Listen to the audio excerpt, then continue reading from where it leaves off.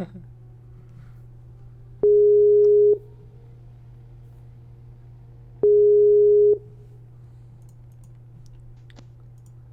we are.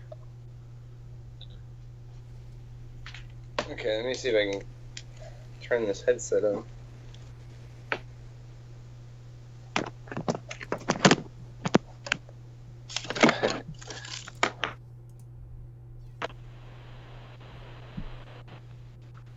How's that?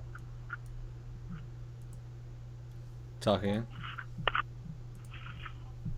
There we go. I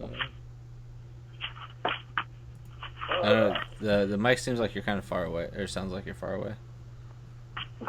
Let me see if I can maybe somehow turn you up more. Okay.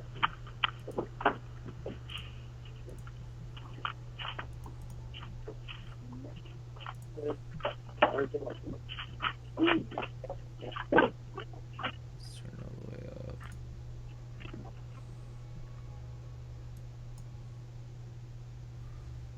Is there any, let's see, tools, options.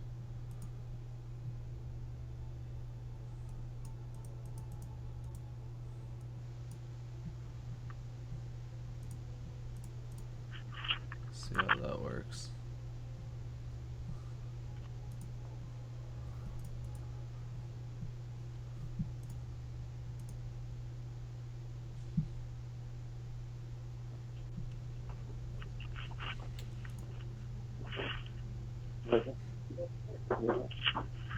I'm waiting for the art and streaming and getting touch up.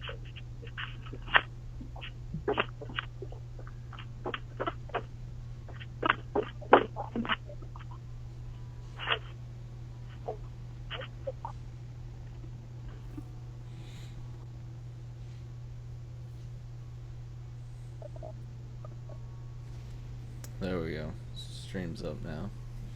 Stream is up. I can see it. Have some viewers. What's up, guys? How we doing? Beep, beep, beep, boop. That 2-minute delay is a long time.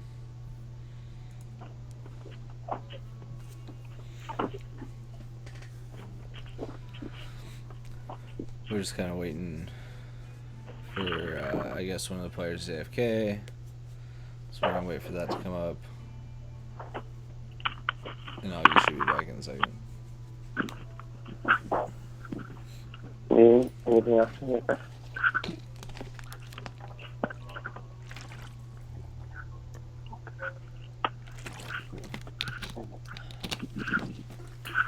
Delicious water.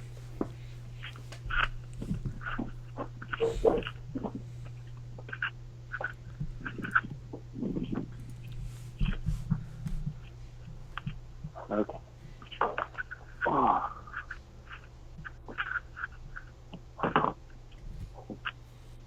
Alright, I'm ready to go.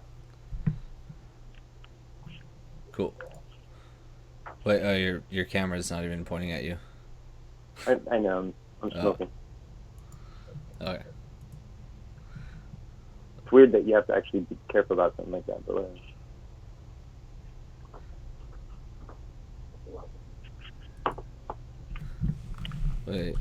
Wait, you're supposed to be playing.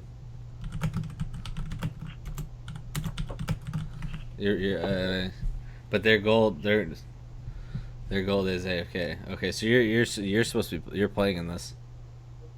Okay. Well, I guess I'll get Passion was telling me, or maybe it was 50 was telling me that I'd play and then I'll stream with you, so if I play, I guess I'll just play first. There's something with this kind of thing.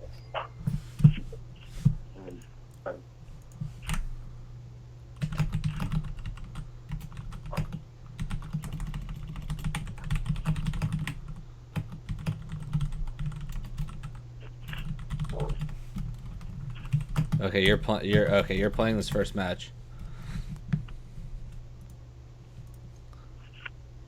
So we're gonna go ahead and end the Skype call on here, and then you can play that. So, yeah.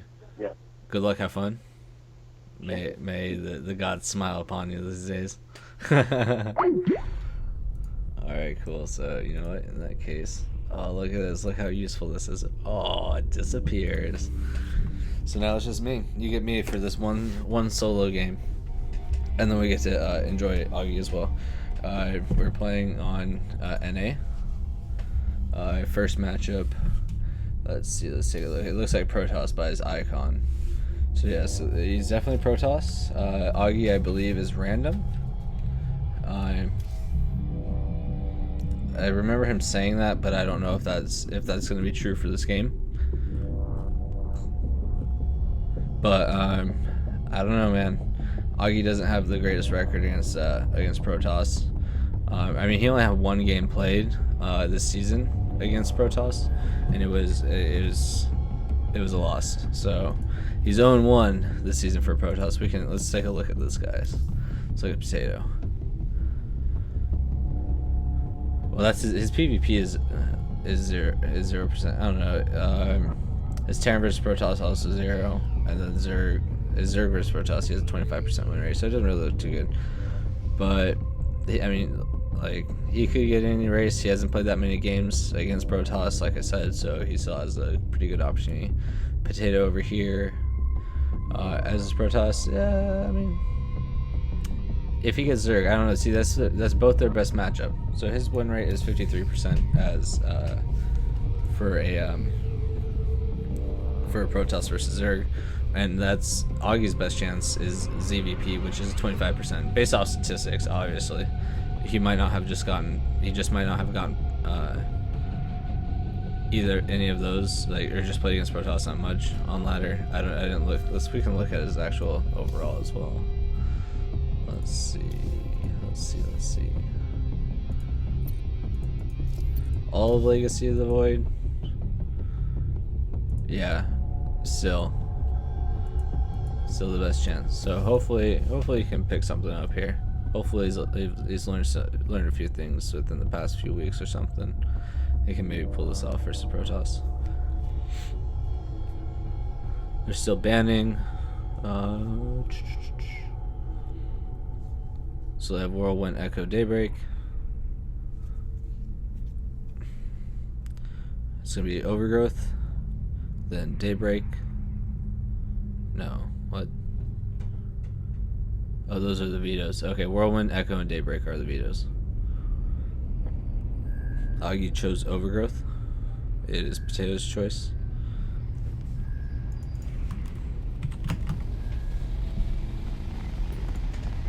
You don't hear anything?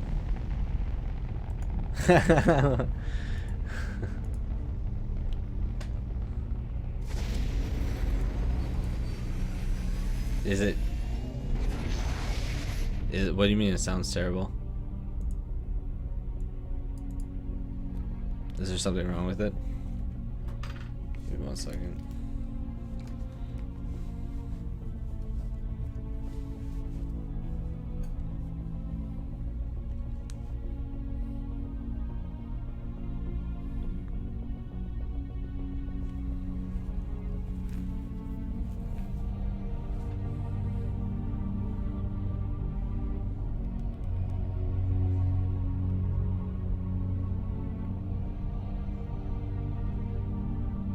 Oh, it sounded fine.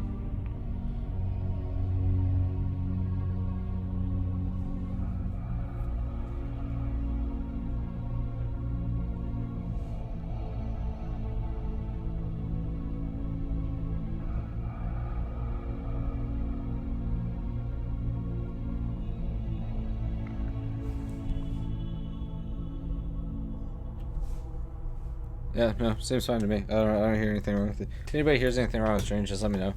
Just tell me in Twitch chat, and then I'll do my best to fix it on the fly. So yeah, we got oops, someone declined.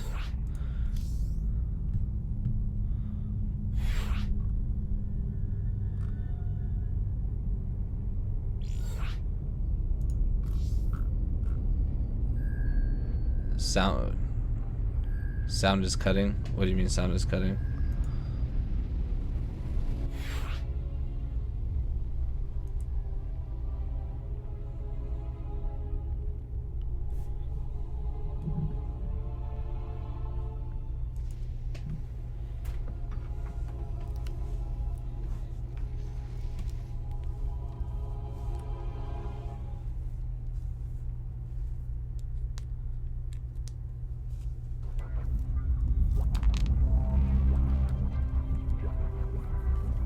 It looks like Augie's actually gonna be playing Terran.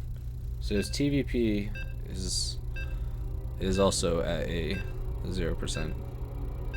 So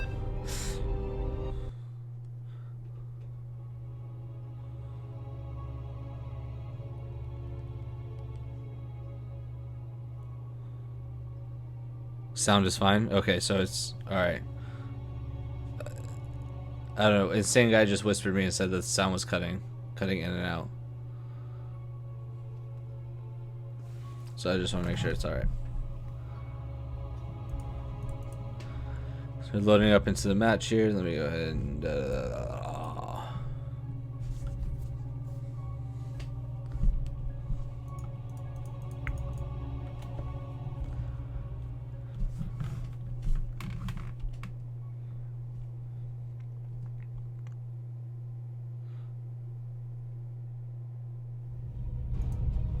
All right.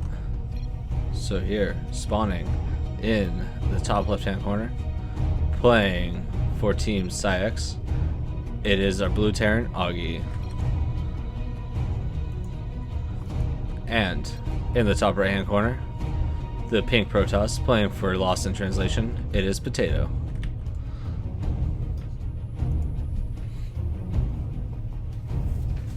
Some things around. So Habitation Station, good map.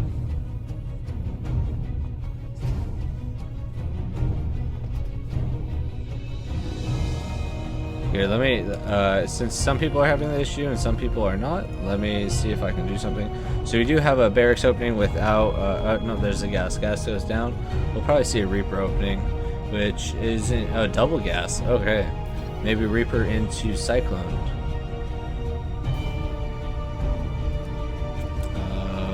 We will do...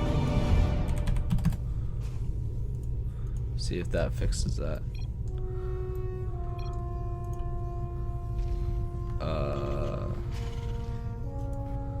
I don't think we, whatever.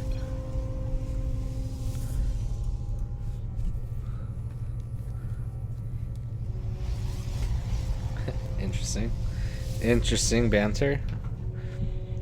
So the Protoss goes for the gate expo, while the Terran is getting a fast factory. He only has 3 on gas. He hasn't transferred the others over yet. There they are. So he's doing 4 in gas, I guess. Marine production, double barracks, and a factory. Potato putting down his cybernetics core, and looks like a second gateway actually. Oh no, going for the gas. Potato sees that Augie is not expanding. He's keeping his probe at the base, see what pops out. Sees that it's not a Reaper. Knows that he's at least safe from a Reaper coming at him. Augie gets the scout off, sees what's going on here, sees that he's just, you know, standard play, gateway expand, double gas. Tech lab and a reactor going down. I wonder if he's gonna switch one of these over and what he's gonna be producing out of it. Maybe he's gonna float it over to the.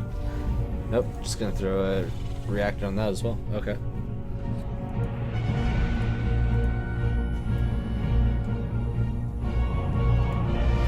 What kind of tech are we looking at? Another gateway, so we have 2 gateways making it in depth. I don't know. I really think Augie, Potato needs to get some tech out. Maybe get for a Robo Bay, get ready to defend some things. He doesn't really know what's going on though. He's only scouted that there is no expo, so he should at least know that there's some sort of early game pressure that's going to be coming about this. So there's the liftoff. Looks like he's just going to do that double medevac stim timing, which I mean is actually a good idea for this map.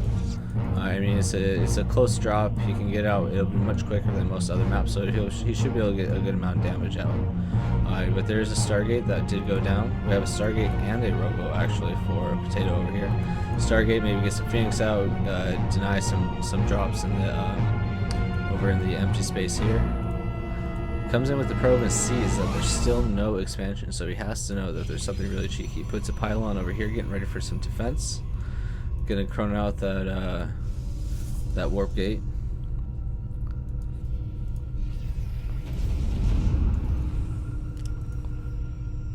got the drop coming out. Potato keeping that probe in the natural, seeing that there's still nothing coming. There's nothing going down yet. So this map is really good for drops. There's a nice open space like this. Here comes a couple stalkers. Mothership core. This is gonna get pushed back pretty easily. They're not gonna. That army's not gonna be able to contend. It's a pull out. And so this early aggression that he went for didn't really didn't get too much done. So he's a bit behind now, but he does still have a good bulk of forces. I mean, he has what are those? This 11 Marines and 3 medevacs and a tank. So the tank is going to be really good if they want to push up the ramp, destroy that pylon, get his army up the ramp and start doing damage. It looks like he's going to try to move out for an expansion now. Here comes the forces. Phoenix coming out. He's going to have these stalkers out of position. But I think with the Mothership core, does he have the Mothership core? The Mothership core is in the main, so he's not going to have the overcharge here at the front. Here's the Stim coming out. If he can get rid of that pylon, that's going to be pretty big. Alright, so the Mothership core is going to be practically useless. You can move that tank up. But I think this expansion is going to be is in a lot of trouble. This Phoenix here to pick up the tank though, and if he knocks down the tank though, now the units are on top of it. The healing power of the medevacs onto those Marines, it's too powerful with that Stim. The Stim's just too strong. Oh no, the pickup. Oh, I don't know if he meant to do that. I think he should have just kept fighting there. Because now these Marines are going to drop one at a time. No, it's fine. Takes out the Mothership core. The girls are being pulled. And I just don't think this is going to be enough. I think that knowing that he was not expanding, he was a bit greedy with it. Mothership core is gonna. I don't know. The Mothership core is gonna pop out. If he can get an overcharge quick enough, he might be able to do something about it. Is he gonna get it? No, almost. It's right there, but not quite. These adepts are probably gonna get wiped away. Meanwhile, more forces are being pouring into the natural here, building a bunker at the nexus, denying those upgrades. The adepts are coming down trying to stop this.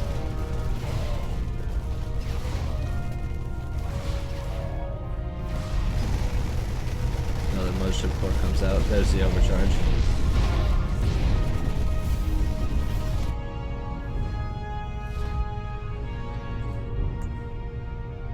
Tanks that didn't quite make it over there yet. Some really aggressive play coming out of our gold Terran here. Oh, here comes the units. Here they come.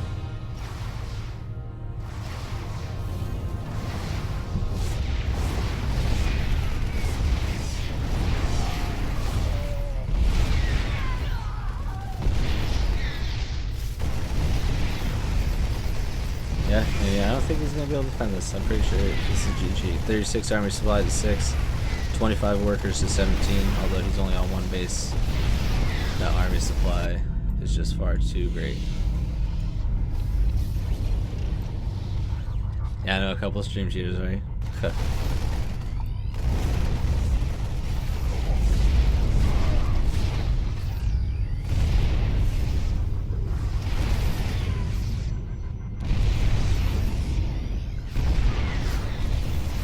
There's the GG. Well played, Augie. Well played. So we're gonna see if we're gonna get Augie back in here so he can help cast the rest of these games. Or no. It's 2 out of 3, isn't it? Best of 3.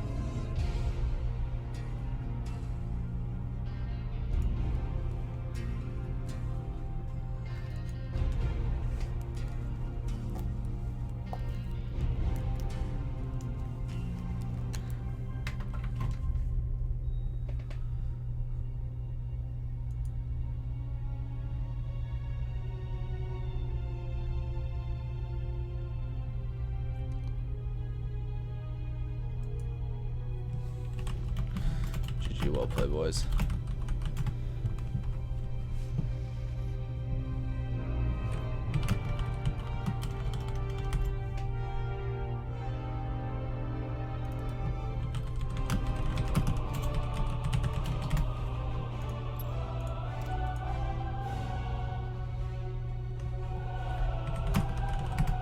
Oh no, it is best of 1. So Augie gets 1 point up for Psyx. Well played, well played.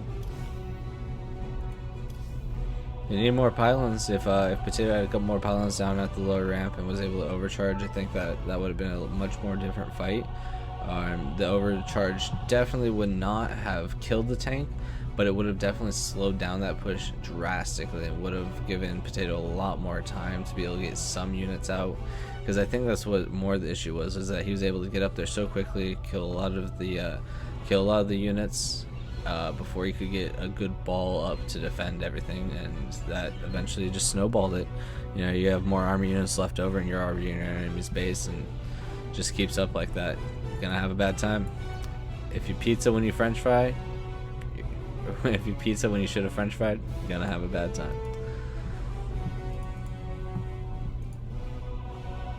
I'm gonna give Augie a call really quick. Doop, doop, doop, doop, doop, doop.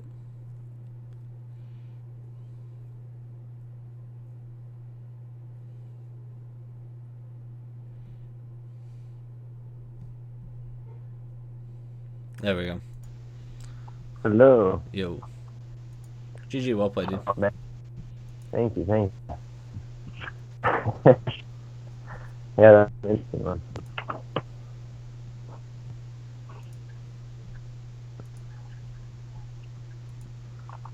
I want you to know that Twitch chat was calling you guys stream cheaters. Yeah. First time that I've ever played on a stream, so I was like, yeah, good, I'm just gonna watch it just for fun.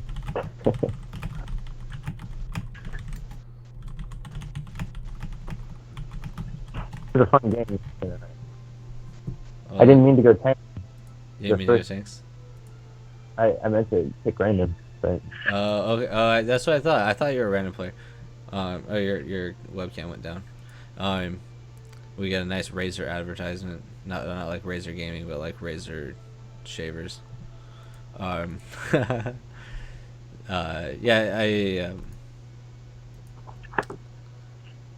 I don't know. You did really well.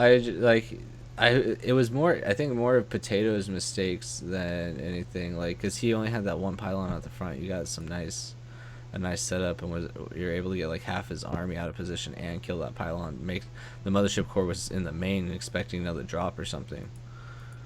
Right. Yeah, I definitely was inspired a bit by Captain's play. Nice. From earlier today. Oh yeah, the double. That's what I thought you were doing. I was like, oh, he's doing the double medevac stim drop. I was like, it's not PVZ, but you know, it's the map is close. You can get that drop in there really quickly, and I mean, you can do some damage with it. Definitely. But I think you didn't get too much done with it, but you did a lot with the mental game in it, and he ended up splitting his army, and that's what allowed you to get that good front push that caught him off guard. So it's, you know, yeah, you did it was a little bit different, a little bit something different than what I think it was originally intended to do, but it still worked out in the end and still got you that W. Definitely, and we got 1 point on the board for Psionic aftermath. Yep, that's right. So now we're going to the second game. This one is going to be PVT. Whirlwind. It's a really fun map. Interesting. It's I don't know. I see a lot of macro potential for it because I like macro. I think it's a good map for that, but a lot of players don't like to do macro on it. Usually I get all ender cheesed.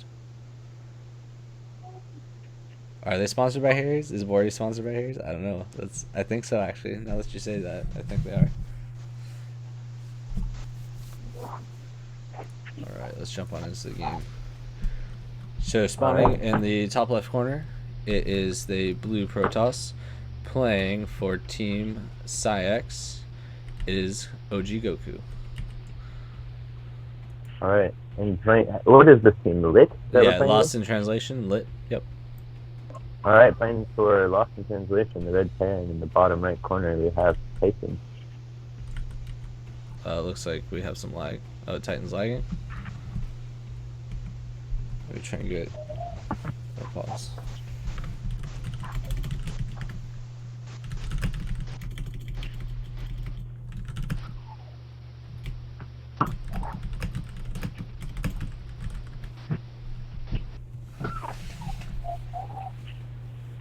Well, so anyway, where's the info? There you go. So Goku is a Protoss. Yeah. And So how does this work? what was that? What's it start the game? Your mic is, I can't really understand you. But I said, if he lags out, is it a forfeit or did it Oh restart no, the I game? think maybe we just like remake the game. I think they'll give him a chance. Because he's here, he was on time. It's not like he's like avoiding the match or something. Maybe just some internet issues or something. So we'll just get that remade.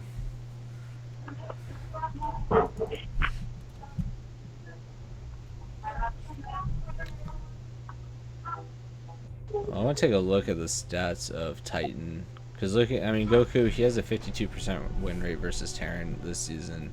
And his win rate on Whirlwind matches that as well. So I would say that's pretty successful. 50% is pretty good.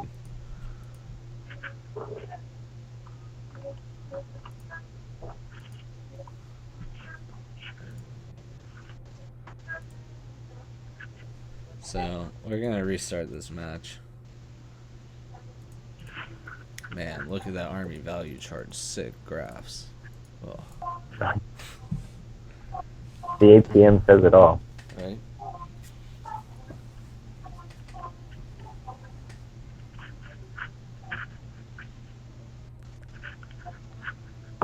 You know, Seabiscuit, the reason that the Harry's Razors came up on there is because Google's listening to my microphone and knows that we're doing the Wardy Team League, and so they go, Wardy, oh, and this guy? Alright, let's bombard his Skype with Harry's Razors, because we know everybody's going to see it, and he's totally going to use Skype, even though I haven't used Skype in probably like 3 years.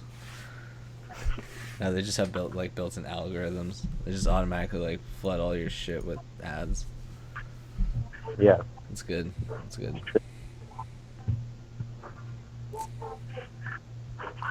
I think the ad block is nice. Yeah, it definitely is.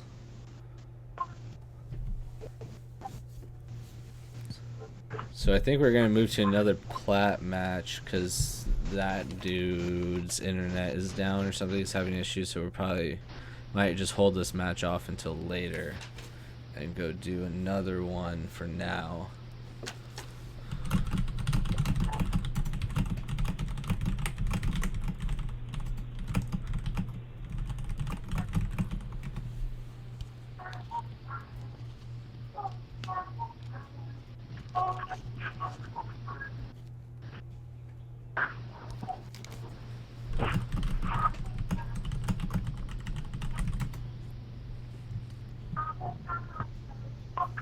Can you hear the music I have for everybody in the stream? Why is this up to me? Why are they making this up to me? I'm trying. I just. I don't know. I'm not the clan leader, so I don't know. Does someone else want to make this decision? Insane guy or Passion? Let's see. Let me see.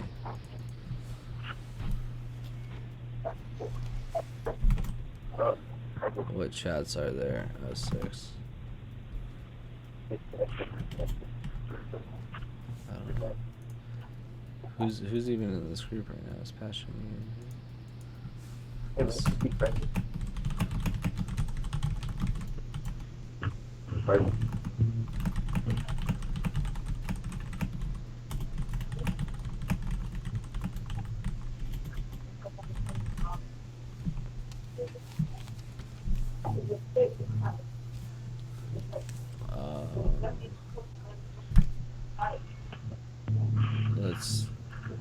who's our other plat?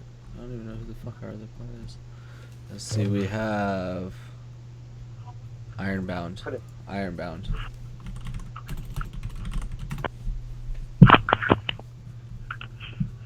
You get Ironbound in here. Oh, he's in a game? Never mind. Never mind, just...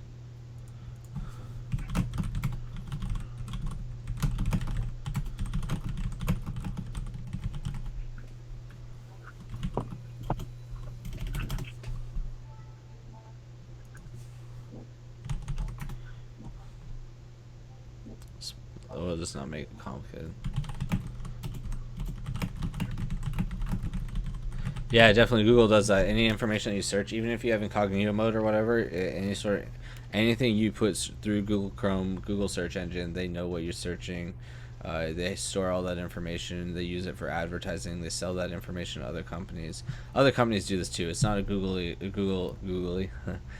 exclusive feature. Any website that you go to where you put in any sort of information, they gather that information. They sell it to other companies. One way that you can actually see this happening is if you ever sign up for a free subscription service, let's say Netflix free 30 days, go ahead and put in the name Netflix for your first name. Use the name Netflix, and that way whenever you go and get other information, other emails from other companies that are spam, you'll see, oh, dear Netflix, and then you'll know that it's from that Netflix was the one that sold your information. I'm not saying Netflix does it. I'm pretty sure they do, but I'm not sure, but you can do that with any company that offers you a free trial. I guarantee you, if you do it with Amazon Prime, you'll see it from other companies. But yeah, that's definitely, they do that 100%. Yahoo does it, Bing does it, any search engine will do it. That's the big thing. What Seabiscuit said, does Google work like that, etc., etc. Nothing. It's so basically one of their plat player disconnected and their internet's not working, so we're gonna just have Fuzzles, their other plat, play Goku, and then we'll have Iron. What? Oh yeah. And then we'll have Ironbound play Titan if Titan gets back. If Titan doesn't get back, it's just a forfeit. They're gonna take a loss, but we're gonna just try it for the sake of the games. Try and get as many games as we get going as quickly as possible. I was gonna have Ironbound play against Fuzzles, their plat, instead of Goku, and let Goku go against Titan like he was supposed to.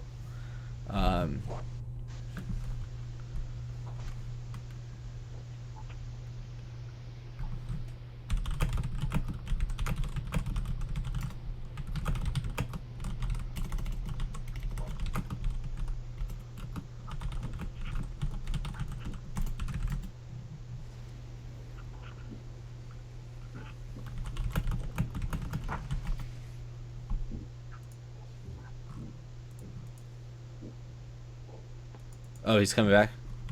Okay. Titan is coming back, so we're just gonna wait. Oh my god. Never mind, forget everything I said, Jedi Zealot. Forget everything. It doesn't exist. It's a figment of your imagination. Welcome to the Twilight Zone.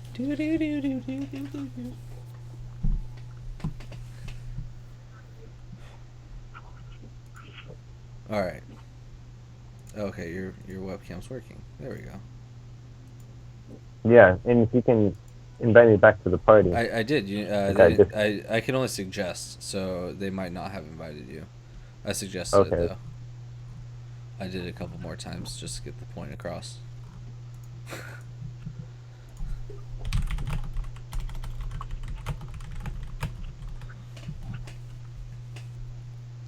So anyway, now we're back to the actual original scheduled program of Goku versus Titan.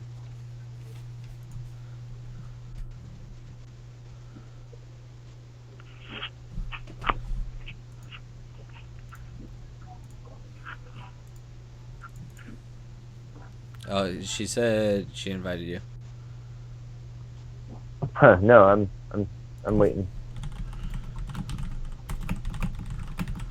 Try logging out, logging back in.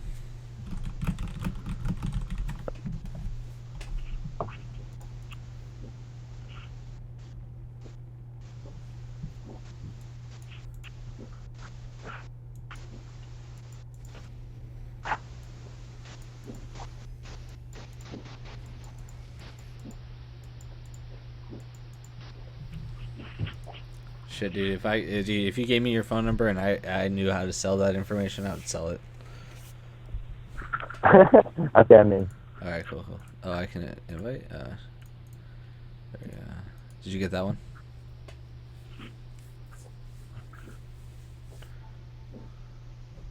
No. What's your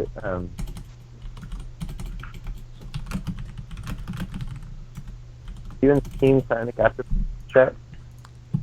It was Team LIT. Here, I'm gonna try and invite you. Did you get it? Yep. There we go.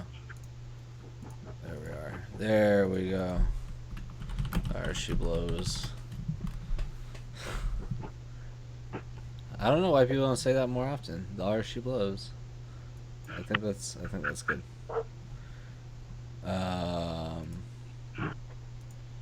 I think.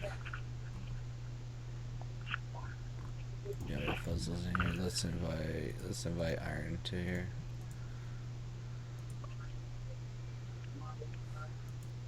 Lols. There we go.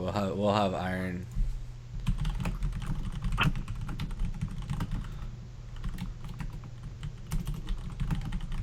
Still waiting for Titan. I don't think he's gonna show up soon. So we'll.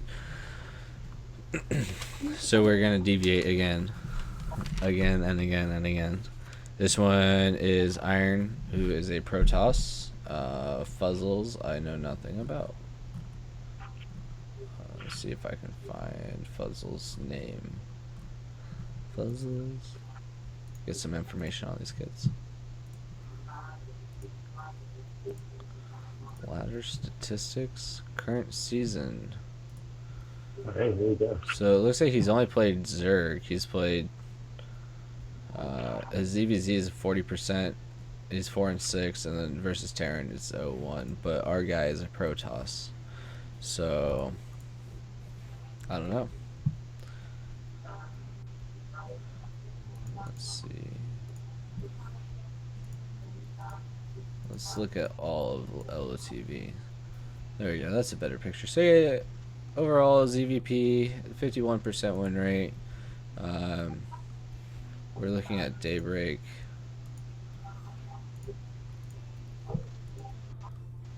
His win rate on Daybreak is 0%. He has like 0-1. Not enough info. Iron, his PVZ 57, so he has a little bit of an edge there.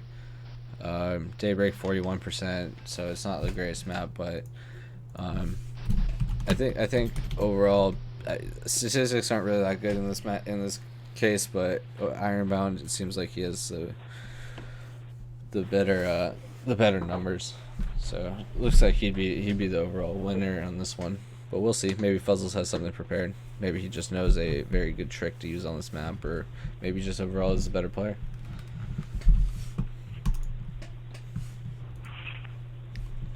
Alright, take it away. So, spawning in the top right hand corner, playing for Team Lost in Translations, it is the Purple Zerg, Fuzzles. And down in the bottom left, spawning for Team Psionic after that, is Ironbound. Green for the top. Oh, look at that, we got a... Your mic sounds like kind of like it's quieted down. Oh. There we go. Here we go. Perfect. You hear the introduction of it? Yes, yeah. A little bit, but we heard it. Alright, Forge. Looks like a Forge and a gas. Forge. The probe's already out on the map. Oh my god, he's going to cannon rush. He wants to cannon rush. Yeah. This is good. He's going to deny that expo a bit. I love cannon rushes. Oh, there goes the expo. This used to be a really good map for cannon rushing if you're cannon rushing a Terran or a Protoss. Because up in the behind the main mineral line, you could, if you place three pylons, you could create this little pocket that nothing could get to you, and so you could build like two or three cannons in that pocket. So it's just like, oh, the camera. I'm so bad. I'm so bad. All right. So The overload's coming over I now. forgot It's to change probably the gonna scene. end some- So he sees it time, so he's gonna know. He sees the photon cannons being made, and he's gonna have plenty of time to cancel. But he's gonna try and pull drones in order Oh to no. attack. He's gonna I don't have to think that's cancel. Nope. yeah. He's gonna have to. But at least he had time. Yeah. He should He has cancel. time to do it. He just has to do it. Oh, he's gonna let it Oh finish. wow. Okay. You know, in some instances I could see how it's okay. Like I know, like Life, God rest his soul. He whenever he was faced with a counter rush like that, he would let it finish, and he would produce units out of it just to get whatever he could out of it. But I mean, he just lost the drone, and I think that the larva is too close to the cannon for it to be worth it in this situation. So he should have just canceled that there, but it is what it is. Moving on to the Roach Warren. Still no expo from a Protoss player though, so it's not like he's really too far ahead. I would say. I don't. I mean, he's losing. He's losing. The lanes. Go attack the can. Yeah. Yeah. Losing all those links there isn't good. And there's another zealot just marching across this map. Marching across the map. Well, GG from Fuzzles. You know, I don't think he needed to call GG on that. I mean, he wasn't like really behind too much. I think if he had just made a bunch of roaches off one base and pushed across the map, it could have been a little bit of a different game. I don't think that he was necessarily going to lose that. Yeah, I believe if he had immediately canceled on the completion of the cannon, it started a macro. It's funny because I just typed in chat that I forgot to change the overlay scene in the middle of the thing, and then I say that, and then I just get this wall of text 2 minutes later saying, "Oh, you forgot to change the scene." And I'm just like, I know, I just told you guys this. These guys, it's funny. It's funny. Anyway, yeah. So it's alright. It didn't miss anything though, because it was like. It was a little bit after the pylon or the forge went down that I realized this. So it was like no pylon was even placed for the cannon rush yet, so they didn't miss anything. It's missing nonsense. They'll live. They'll live. They get to see our beautiful faces. Now I forgot to change this thing again. There we go. See, look at us.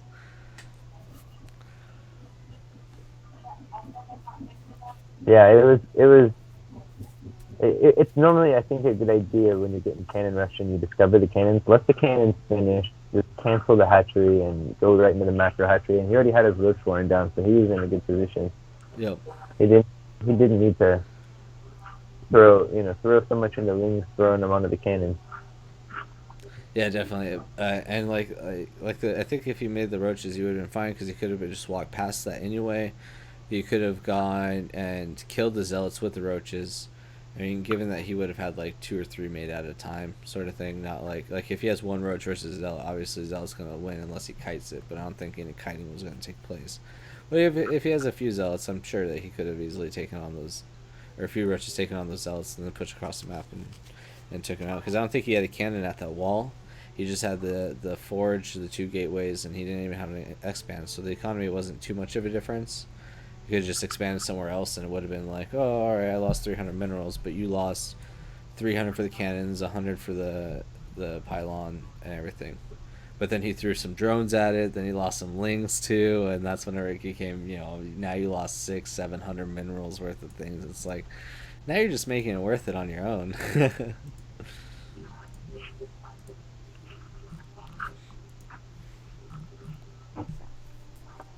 All right, what's this next match we got? It's Zerg versus Protoss on Echo. Yep. This is definitely my least favorite map. I'm not a fan of this one. Man, whenever this map came out, it was one of the better ones. There were a couple that were in there that were really terrible. I remember Prion Terraces, and there's one other map that was just god awful. It was just terrible. There's like rocks into the main, and the main and the natural are split by a bridge, and like it was just they eventually fixed the map and removed the rocks to the main, and just there was still a small bridge to the from the main to the natural, but that wasn't as big of a deal. But yeah, now in this map pool, I don't think this is the greatest map. I don't know, especially in LTV. In LTV, like some of these maps are like Heart of the Swarm maps, so it's like you go, okay, well they're made, they're made within a certain spirit of a certain type of gameplay, a certain pace of game, and now that has all changed. You have new units. Some of these maps aren't really built for them, and or necessarily or are possibly exploitable by these units because they weren't, the units came after the fact, so it's like, okay, well, this is a liberator, but you have all this open area. Shit, I shouldn't have a map like that then. But now we're loading into the game. So two, play Titan and OG Goku. Goku. Goku or Superman? Who would win in a fight? Goku versus Superman.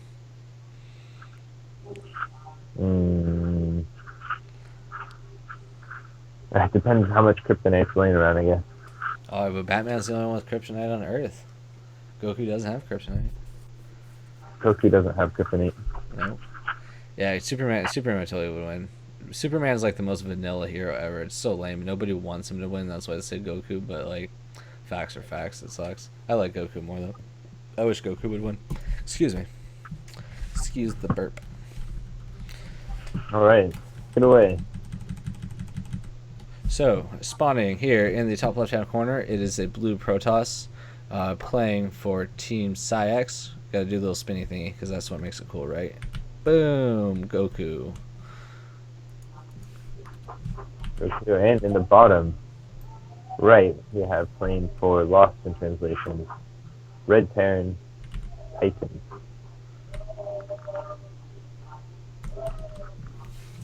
Give it a little extra shake at the end to make up for my bad shit. So we have gas before racks for Titan. And just a gateway, looks like probably just a normal gateway expand for our Protoss friend Goku here. Oh yeah, I have to do other things, right? Let's see. We're up 2, yeah, just like that. Oh man, look at that. I'm doing stuff and things, guys. LG Tones, nice choice. Alright guys, hurry, I just said LG Tones on stream. You need to clip that, send it to LG, and tell them give us money.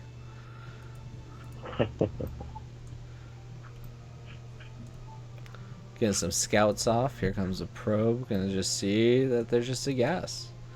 But how early was the gas? It's pretty early. Pretty early. Protoss takes an expo. Still just chilling on the one gas.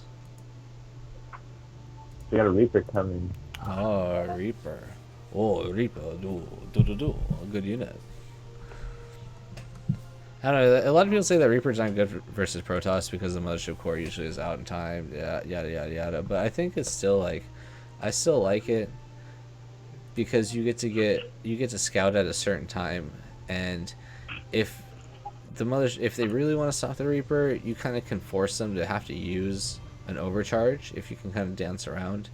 Also, it'll kind of keep units at base too. I mean, he can't be aggressive with the Stalker, right? If he makes the Stalker first, a lot of times whenever I play Protoss and I play versus Terran, I like to make a Stalker walk up to the front door and just kind of harass them a little bit, keep them at base. But if he's got the Reaper, I can't do that. I have to keep the Stalker there.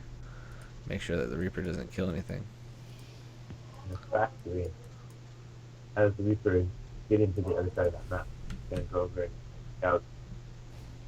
Gonna say that the Cybermen for the Chrono Booster. Oh, your mic is hanging off to the side again. Boom. Hey. There you go. It looks like Red Terran is going to escape. One kill. You got a kill. The SCV, he has an SCV just chilling in the Protoss is natural. Also, good scout. The Protoss is going for Immortals. Starport goes down for our Terran friend here. A couple Widow Mines are going to be in production, going to be taking a second gas. His Natural's finishing up now. Mothership course out to the front, take a very defensive posture. He's going to scout this SCV and finally get that SCV out of that base. Titan now just realizing. And Steven, poor Steven, going to have to send a letter to his family apologizing. Reaper comes back into the main. Stalker says hello. Let's see what we're going to double Widow Mine. Do you think there's going to be a drop, or do you think he's going to be just using those for defense? Probably a drop. It looks like it's going to be 4 Widow Mine drop. He made 2. He's making 2 more, and the medevac started up. So I think that's going to be a 4 Widow Mine drop. He does have the Robo Bay, but he's not making any observers. He has 1 Immortal out. No. And going for a second one. Gateway goes down. And this is the thing, is even if he goes in there and drops, let's say he goes and drops the Widow Mine's in there right now, for instance. He has the Stalker. Stalker's not going to kill it's not going to kill everything fast enough. Can't kill the medevac, so he's going to have to contend against 4 Widow Mines. They're just going to get shots off. Going to get some shots off. Yeah, it looks like it's going to be successful because there's not even a forge on the field at the moment. Nope, no detection. He's gonna put those down. He could just put down 2. They'll sit in the thing, and he'll just have to wait till he can chrono out an observer. And he's gonna lose some probes, at least 2 probes, unless he pulls everything quick enough. And definitely a lot of mining time too. So the map. Oh man. Here it comes across the map. Okay. Blue Protoss. I think we have a couple more gateways down, so we're gonna be on 4 gates. Robo production. It looks like he's gonna go for like a 2 base robo or a double robo all-in, or maybe just robo drops. Here comes the Widow Mines. Here comes Widow Mines in the main. There they go down a nice straight line. Oh man, this is Jesus. Oh, that Widow. Oh no. My God. Everything just. Oh, what is that? 12 workers killed. 12 workers killed. That's. Oh. I mean, the worker count's even though, but that eliminates his lead on the worker count. He gets it cleaned up though. The Widow Mines go down. No, scan. I just got like 2 more kills on that Widow Mine. Yeah. It's gonna chase it down here. Gets definitely a good investment, I would say. Oh yeah, for Titan. But over in the main of Titan, those 2 Immortals that were inside that War Prism are there now. The friendly fire damage. The friendly fire damage. Those Widow Mines did more harm than they did good. Oh, and here comes Immortals to ravage this base. He went from over 20 SCVs lost down. He's down to 12 SCVs now. His mines ended up working against him on that one. Blue needs to get an observer down there though to clean up these Widow Mines that are in the base, or else he's gonna lose his army in here to Widow Mines.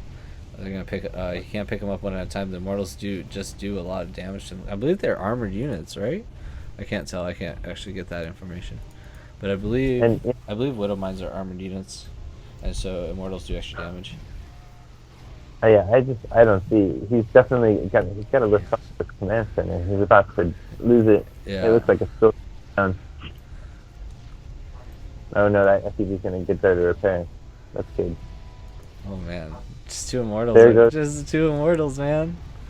That's all you need. Yeah, they're doing a lot. Good units. They're really strong. Wow, it's a good game. Back and forth. It looks like the Widow Mines are moving up. The Widow Mines are moving up. Oh, he's forced out. The upgrades are going to get done for the Marines now, but I don't know. He doesn't have them in large enough numbers at the moment. He's just kiting around with these Immortals. Here comes Eunice coming across the map too. He has a Warp Prism and four Stalkers coming out. I don't think that Red's going to be able to hold this. I think in the strange turn of events, he has a bunch of there's a bunch of probes for Blue just chilling in his main too. He could be mining off of those. Oh, he's trying to save more Widow Mines. He's trying to save the factory. Oh, he was attacking it. I think he was attacking and not repairing. I think he was attacking his own building and not repairing the factory. Oh, he almost did the same mistake. You know, I was there not getting Titan beat himself. Oh man, that was crazy. That was crazy. You know, I thought those Widow Mines were Yeah. really going to put him in a good position, that he's going to be so far ahead, but then just that double immortal drop in the main just, and the friendly fire damage from the from those Widow Mines onto the SCVs. That's just, oh man. We were talking, when we were casting earlier in that other game, I still remember this because we talked about it a lot. And those Widow Mine shots that went off onto the Zerglings. And we talked about how the next TVZ, how like the guy had roaches and that they wouldn't be as effective for that. And we talked a lot about how Widow Mines are so good. But we never really talked about how they could be so bad. And this is definitely one of those games that shows you that Widow Mines can be really, really bad. Oh yeah, they're definitely. They can really screw you over there. Oh man, bringing a tear to my eye. Watching all those poor SCVs die. Rip, you special little men, special little guys. So now it looks like we're up 3-0, correct? I believe that's it for Psionic, 3-0 right now. Is it 2? What? They waited a really long time in between matches. Yeah. But we had, let's see, yeah, because that was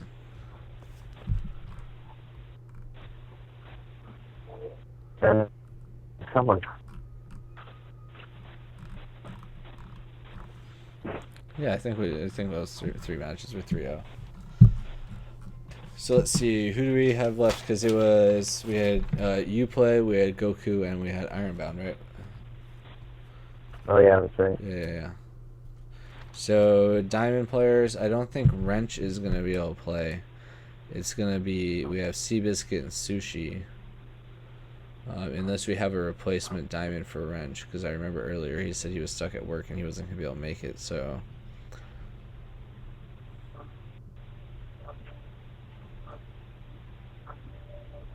Oh, we're playing against Lemons.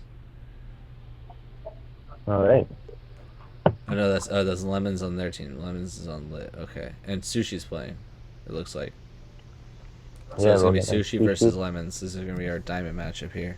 I wasn't able to get any information on Sushi. He wasn't logged in earlier. I tried to get some info on him. So let's look at his stuff. He is a Zerg, and Lemons is a Zerg. So we're gonna have a ZVZ. Looks like. Let's look at that ladder statistics. This is where you get the good juicy stuff. 56% win rate for Sushi. We're still deciding on what map. I think it looks like we're going to be playing on Whirlwind. And that's actually a really good map for Sushi. It has a 61% win rate. So that 57% win rate for ZVZ and 61% win rate on that map just really says I really know how to play ZVZ, especially on Whirlwind. So you better watch out, because I'm coming for you. Let's see. I want to see what Lemons looks like. Close it out. ZVZ, he has a 49% win rate. Whirlwind, 44. So yeah, definitely tipping. And these guys have a good amount of games. So this is definitely reasonable statistics to go off of. Now it also is a best of one, so that kind of plays into the mentality as well, because then you have the kind of the option of, he could cheese me right off the bat. So should I play safer? Should I then go for the cheese? Am I gonna 12 pool, or wait to find out that I'm gonna do normal standard play, and then 6 lanes walk into my base. So there's so many mind games that goes on with ZVZ. It is a 4-person map though, so that kind of has a bit to say about it. And we have vertical spawns here. So spawning here in the top right hand corner, we have the purple Zerg playing for Team Psionic. It is Jedi Sushi. I pressed the wrong button. Yeah. Cool.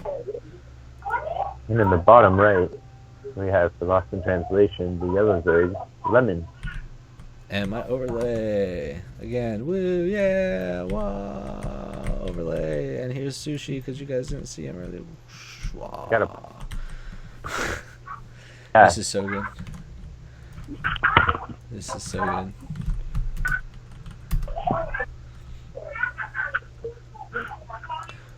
Did you fix the yeah, overlay? okay, all right. So yeah, look at this. Look at this. This is exactly what I'm talking about. This is exactly what I'm talking about. Am I gonna 12 pool, or is the other guy gonna 12 pool? And am I gonna wait for him to 12 pool? And so we have these really early pools coming out for both players. Neither of them know where they're spawning. But if you look over here on the right hand side, you see these two overlords. I don't think they're gonna Yeah. kiss though. They're not. I don't think they're gonna kiss. They're gonna get kind of close. I think they might shake hands, or at least exchange passing good hellos. Good evening, Yeah. sir. Good day. Good day. And they both know Oh, now each other where they spawned. I think this will play more in the favor of, I would say, maybe Sushi. I think Sushi might have a bit more of an advantage for this. Just the way the third will be taken. So here comes the Lynx. I don't think he saw the Overlord's cross. He didn't. I don't think he noticed that. That's interesting. Yeah, he didn't even see that happening. Oh man. Huh. Oh man, that's That's bad, kinda- because that takes away like a lot of the advantage of the fact that he did the pull earlier. That he has the pull early, because the difference on the speed isn't much. Yeah, no, that's too bad. I'm really bummed out by that, because you need to be able to see that. And now it looks like Lemons is going to come over and see Baneling Nest coming down. Yeah, Lemons sees that there's no expansion either, so he knows that Sushi's on one base, and Lemons is taking his expansion. And if you look at Lemon's vision, he just can't see the Baneling Nest, so he just doesn't see it. Oh yeah, you're right. He's right out of sight. Right out of sight. But he can probably anticipate it at this point, I would imagine. He put down a Baneling Nest of his own. Yeah, but speed is kicked in for Sushi. He doesn't have too much of a lead on that speed, because I think Lemons is about to finish. But he does have the Baneless, and that's going to be a huge difference. He has some spine crawlers going on in the natural. Here comes the engagement. The Baneless are coming up the ramp. Are they going to make any connections? The Queens are not blocking the ramp. Oh, the Baneless all blow up on one Queen. Don't get that much. The spine crawler comes down. It's going to get planted. He gets a wrap around on the spine crawler, and it looks like he's focus firing it. It's not going to be able to actually get down on the ground. But the enemy's lings are able to pick away a little bit. But Sushi just has too many lings. I don't think that Yellow's going to be able to fight this.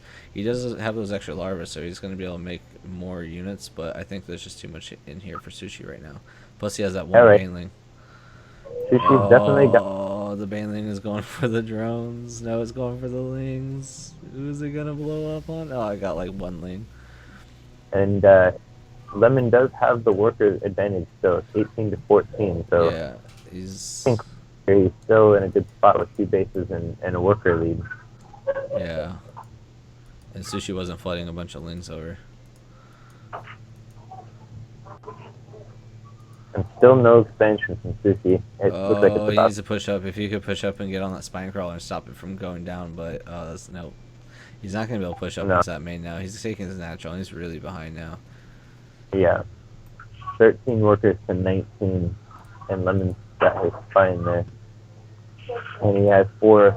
Lemons is seeing the lings go back into the natural with that Overlord. So he knows that now there's no more threat. That means he's going to be able to start droning up some more. He's making drones right now. One just came out. He's got 2 more in production. And Sushi's just making some Banelings, going to get ready to defend, expecting something. But I don't think Lemons is going to do anything, because I'm pretty sure he feels like he's got the lead. I think he feels comfortable. He's got a Roachborn going down, which is definitely a good counter for the Ling play. Oh, we got some light going out. Oh, all right, there we go. Oh, some more. Worker count is 25-20, still in favor of Lemon. But Jedi's got some. No, he got some more. He's only 4 behind now, but he hasn't had as long. So Lemons definitely has a lot more time to spend his money. has been offered Yeah. the availability of more tech because of that. That's why he's able to get the Roach Warren, get a couple Evo chambers, start getting some armor, some attack, and really I think in a few minutes we'll probably be seeing a big attack out of him with a bunch of roaches and lings. That'll probably that might just end the game. I don't want to say probably, but Yeah. Me neither. Roach Warren coming out for Jedi Sushi. But like, yeah, he's not going to be able to start making those roaches as soon, and so he's not going to have as many. I think that'll kind of be how it plays out.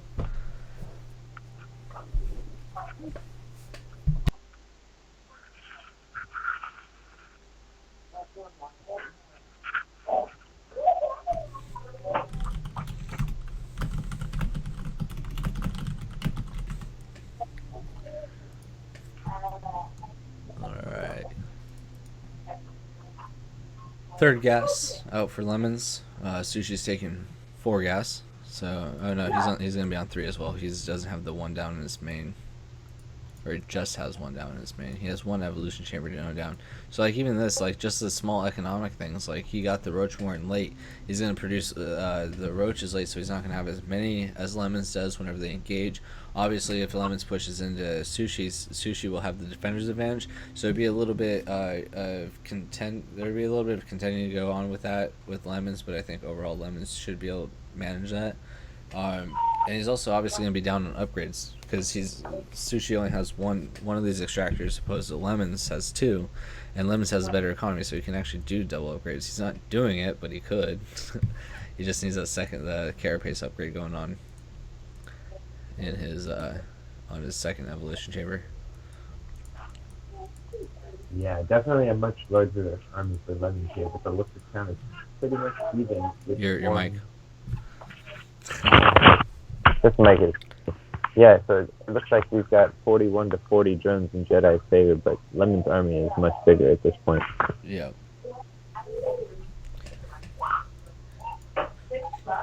Oh, and like I was saying with the upgrades too, not only is he going to be able to get more upgrades faster, but he started his upgrades sooner. And there goes the 3rd down going for Lemons. Lemons definitely knows he's in the lead. He definitely feels secure. There's no threat here from Sushi. He's even going to push out before speed is even halfway done. But for Sushi, we have a little bit of surprise. Hydraless Den in the main, turning into a Lurker Den. Oh yeah.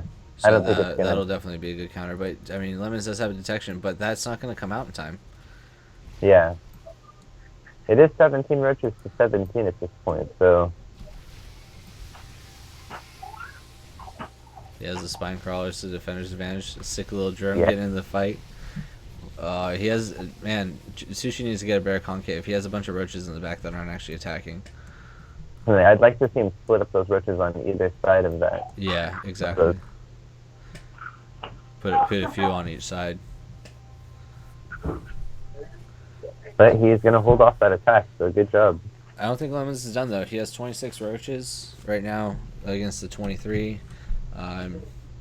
But I mean, we have the Lurker Den finishing right now. We need some Hydras, and there he's kind of getting the split there, splitting at the natural.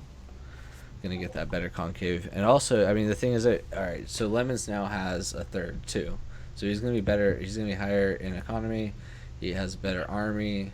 For now, there's nine Hydras in production. Some of them are gonna be turned into Lurkers. But I just think overall, Lemons is going to be pretty secure. And I think he'll kind of be in the lead here. Zoom this out. He's got 30 roaches to Jedi's 25, and as you said, the economy, he's on his 3 bases now. It's definitely snowballing in Lemon's favor the longer the game goes on. Yeah. But these Hydras, I mean, that's the other thing, though, is he has Hydras and he's now making 1 into a Lurker. You talk about he has those 30 roaches to 25. Well, it's 28 to 25 now because he turned some into Ravagers. But he's going to have those Hydras, which are going to be much better DPS than the Ravagers will be. And they have the roaches there being able to tank for them. So, and now he has 3 Lurkers done, so I don't see how Lemons is going to be able to even push into this. I mean, maybe his plan is just contain him on 2 base, and maybe Sushi just thinks he's on 2 base as well. Like, how could you have this army and be on 3 base kind of thing? but he's on 3 base. Yeah, he's not going to push up into those lurkers like that.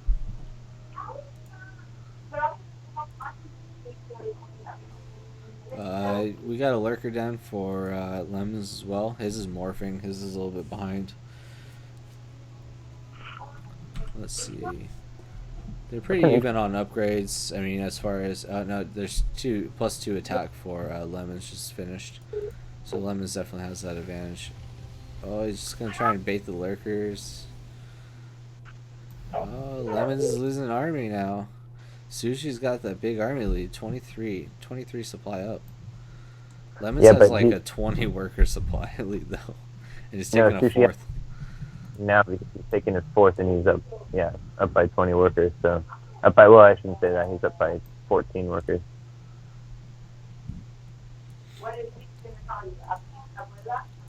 He's got hydras of his own. He's making some lurkers.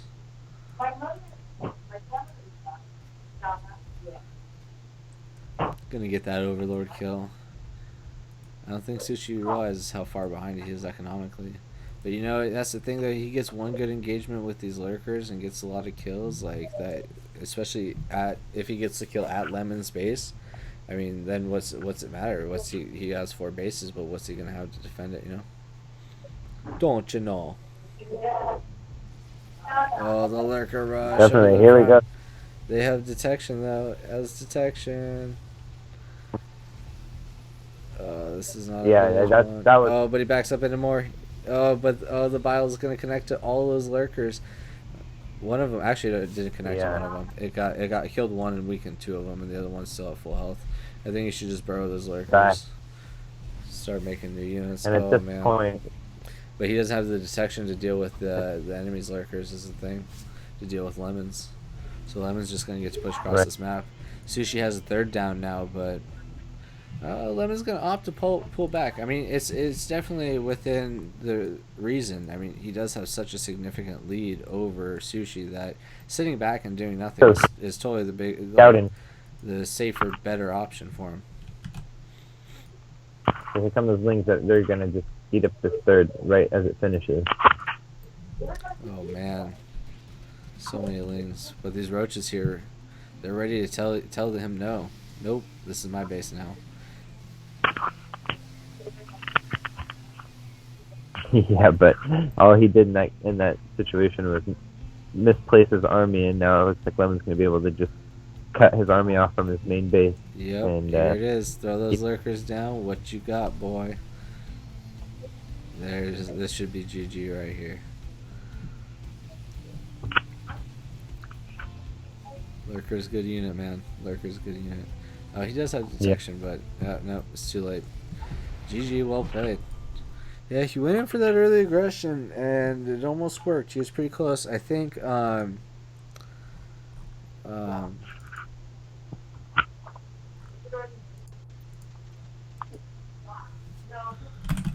he had a small to work. I think he was trying to go down the workers at the beginning, and it might have been a better idea to just fight off as much of the army as possible and then go for the workers. Yeah. But either way. Early on, whenever he was doing that Chizo, he had those banelings hit that queen, and I don't think that was the best choice for contact. I think he should have left the queen for the lings and used the banelings on the lings at least, if not the drones. But I mean, it was a good try. It was a good build. It definitely would have worked if he had seen that Overlord cross. It would have worked so much better, because the amount of lings that he would have had in that base before he had anything. Oh man. Yeah, it's true. No, I definitely think that was the first big error that could have been reversed. Is just seeing those Overlords crossing, and you know that kind of map vision is very essential. Yeah, to definitely. Frost, one of the things that I picked up from the pros. I forgot what the timing was exactly, but it was just so long ago. This was like 6 seasons ago or something like that. If you what you would do on Frost is 4 person map, each corner, bottom corners and top corners, and if you're playing against a Zerg, you would move one of your workers to the halfway point in between those, like so on the far right, like the mid far right. If you're spawning in the top right and they're spawning in the bottom right, well, you spawning in the top right worker there at a certain time, and at that time you would be able to see if the overlord is flying across the map, and that's how you would be able to actually scout where they spawn. And so you wouldn't have to send a probe all the way across the map, all around and everything. You could find it that way. So it looks like we got Strife, which is a blue Zerg. Are they gonna remake? Oh no, wait. I don't know. Yeah, they're remaking it. Wrong map. Not Daybreak. That one's actually banned. Vetoed. Whatever. I don't have any info on Strife. I don't have info on Strife. I don't know who Strife is. Strife wasn't on the list. Whatever.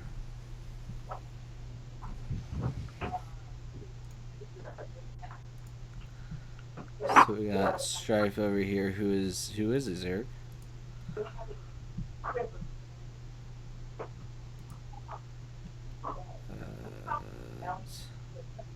I think he's playing Kia, it looks like. Who's Kia? Kia's a Protoss? So ZVP, I think?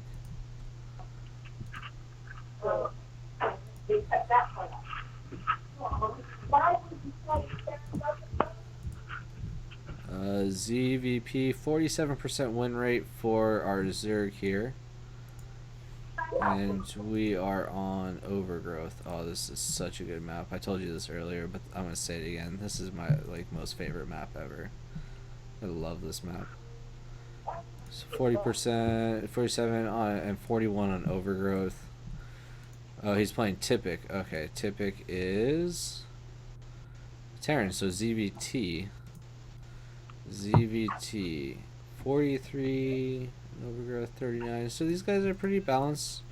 I would still tip it in the favor of Psyx in this matchup. Just like if I had to tip it in the favor, it'd maybe be like 2%.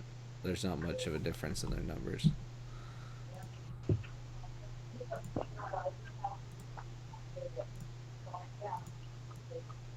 Do I have to? That's interesting. Overgrowth is definitely a fun map. I'll agree with you there. It looks like we're gonna get. Would you like to take it away? Go ahead. You do the first one. Okay. Down in the bottom left for Psionic Aftermath. Blue Zerg. Yep, Strife. And spawning in the top right hand corner, playing for Team Lost in Translation, it is the purple Terran, Typic. So what do we got? We got that, and it's like 3? That's 3, right? That's 4.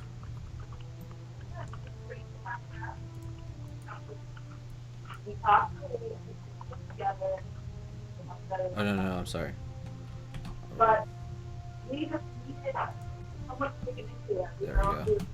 Those are the correct scores. 3-1. 3-1 for Psyx. Thinking about it, I'm kind of giving the favor in this one to Strife by a little bit, just because of those numbers. But you have to also remember that last game we had a very substantial numbers game in the last matchup where Psyx Sushi was supposed to be the winner. Like, he had the super insane win rate in comparison to his opponent, but just execution whenever it came to the actual match there, it really just tipped in the favor of Lit there. Yeah, definitely. But now it's a new game. We've got a hatch, a pool, and an extractor for Zerg, so it's just super standard. And Terran looks like he's already wanted to expand as well. He expanded. He scouted with the SCV, saw that there's no immediate threat. The pool wasn't an early pool, so he just opted to not go for the Marine, didn't go for the Reaper, said, I'm not in any danger, you're not coming at me, I'm going to get a core reactor, start making Marines. He's gonna throw down the factory, and I bet you this is gonna be. No, it's probably not gonna be the stem timing. I don't think it'll be the stem timing because you would start another factory or another barracks sooner than that factory. I think it's just gonna go into a straight macro game.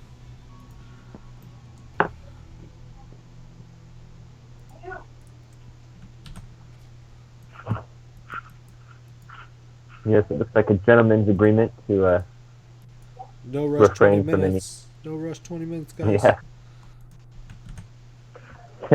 refrain from any unnecessary action. Looks like he's gonna go Hellions. Hellions. Unless he's gonna make some Widowmine drops. Starport goes down.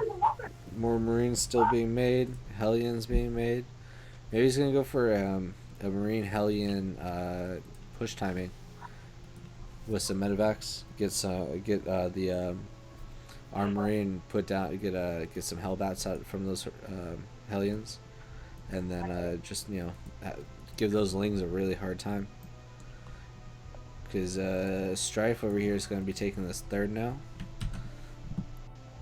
Feeling pretty safe. Move those Lings in. Going to see that he has 4 Marines at the front. It's not going to really be doing anything. But he has. Oh, he's hiding the Hellions in the back. You see, he didn't even pull the Hellions forward to deal with those Lings. He didn't want him knowing about the Hellions. Definitely. And now Zerg is taking his third. Looks like it's going to pop up, and we've got Roachhorn down. The Roachhorn will be good. That'll definitely be good for the Hellions. But he made more Lings, sending more Lings across the map. Yeah, the armory is down, so it looks like we'll be looking in for some Hellbat timings. It looks like there's going to be a push here. Oh, he's getting a tech lab here on the starport. All right, that's odd. Unless he's gonna make Banshee Hellbat Marine. Yeah, there's the Hellbat. Or I mean, there's the Banshee going out. Hellbats are being transformed over outside the third here. I don't know. Okay, He doesn't. Coming down. He doesn't really have any drones over there to kill though. You know what I mean? They're just gonna walk in and there's a medevac and some Hellbats and oh, hello Lings. There goes all the Lings. Strife is in a decent amount of trouble right now, though.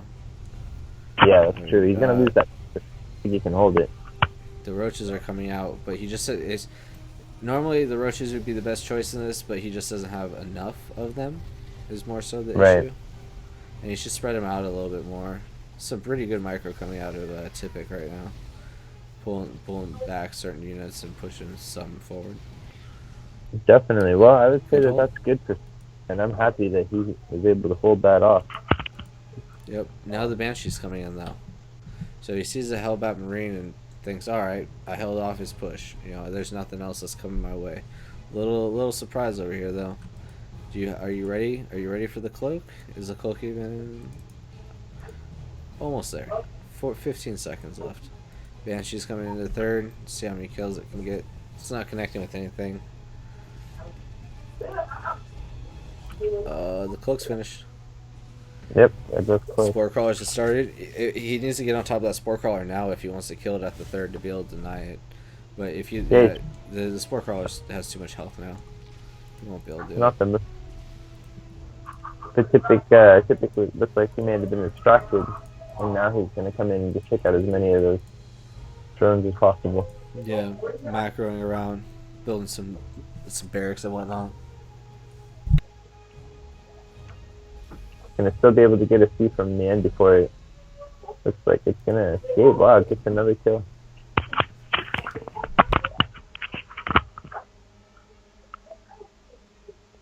And Stimpak's about to be done. We got 5 seconds. There we go. Combat shields started immediately afterwards. Let's get some tanks to go Marine tank medevac. Strife doesn't look like he wants to really do anything anytime soon. He has some units, but mainly defend. But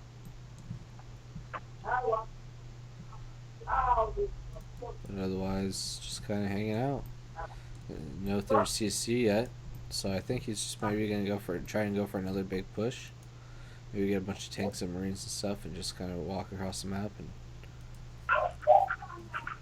And Strife takes a 4th, so he's feeling really comfortable. He's no issues. I'm gonna make drones. I'm gonna make a 4th.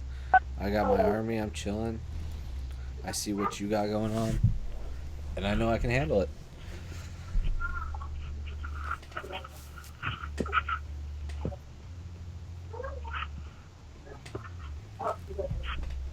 So you have like a 20 worker. You have a 20 worker lead for Strife, and then like a 14 army supply. Well, it's about 20, give or take a little bit here and there.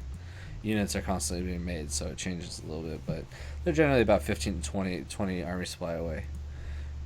But I mean, that's the thing is, you see, he has a 20 worker supply. He has a better economy. If Strife tries to push across the map, I mean, if Tipic tries to push across the map, even with having that extra 15 army supply, the defender's advantage should make up for that. Yeah, and it looks like Tipic is going to be pushing across the map with his whole army. There's 3 tanks in there, 4 Hellbats in, a lot of Marines. Oh, they're just gonna walk past each other. This is actually gonna be bad for Strife. Yeah, really out of position, and he has units walking the opposite way of each other too. Like they're going around the center. They're not all bunched up. And here they come. They're gonna meet right here. Uh-oh, this isn't good. This is really, really bad positioning. Strife is getting caught out of position right now. Oh, the tanks are sieging up. The tanks are sieging up, and he doesn't see. He's not gonna do anything about it. Yeah, so Strife is gonna have 14 roaches in production. Oh, the roaches from the back. They're going to try and pick off those tanks. The Hydras get picked off.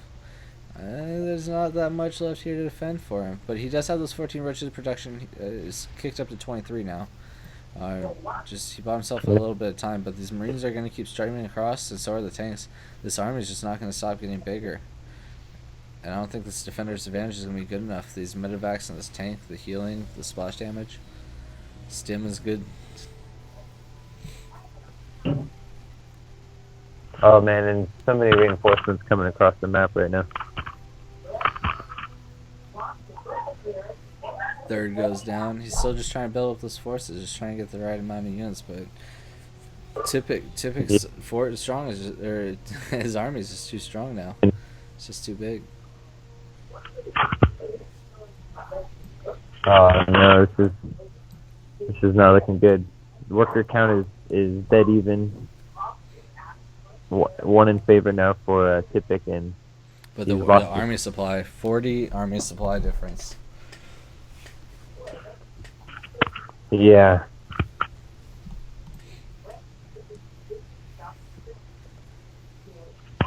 I'm gonna have to call this one. Yep. GG should be coming out shortly from Strife.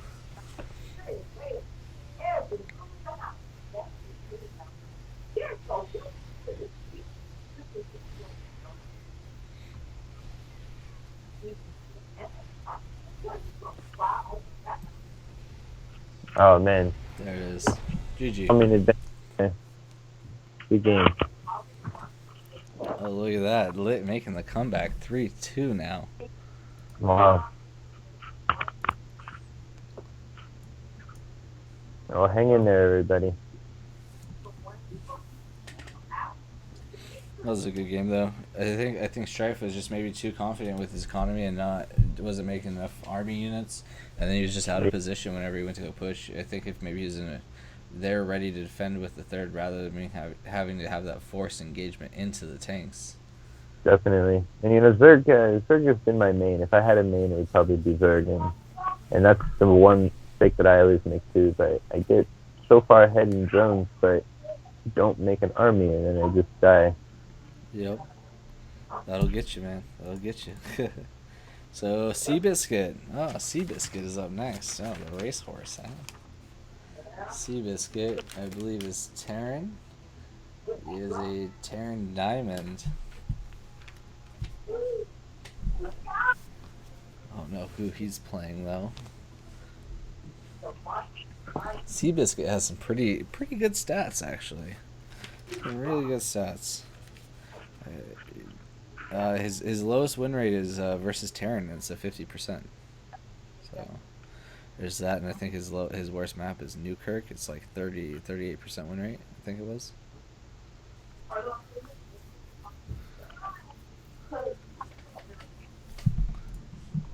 Oh, they have CEO as their next player.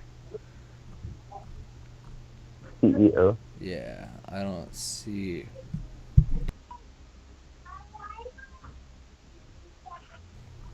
I don't see him on the list. Ah, there he is. So what is CEO looks like is Terran, I guess. Either Terran or random. so Terran versus Terran. He has a few 1v1s. It looks like that's Terran. Let's see. No, current season. Oh no, it looks like he's random. Unless he's gonna. Yeah, it looks like he's random. So we're gonna have Newkirk and Vonnie. Hopefully, and it's Seabiscuit's choice. So Seabiscuit has a 51% win rate on Vonnie, and he has a 38% win rate on Newkirk. He should choose Vonnie. He'll probably feel more comfortable on Vonnie. He'll probably choose it. Depending on what we're looking at out of CEO here. I mean, let's check out CEO stats one more time. We're still looking at it. Let's see statistics. His maps. Vonnie is 50%. Newkirk is 57%. So he's pretty decent on either map. It'd be better for Seabiscuit to go with the Vonnie. His let's see, versus Terran. For the most part, he has a 50% win rate against Terran, except for as Zerg, he has 67.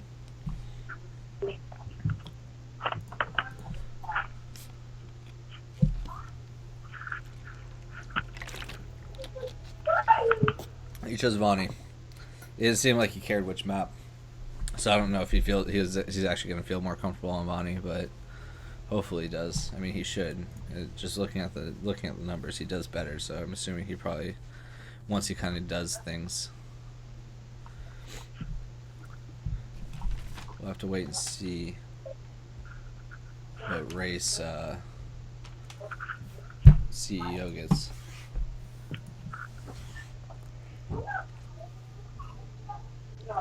Keep yawning. Jesus, I'm not even tired.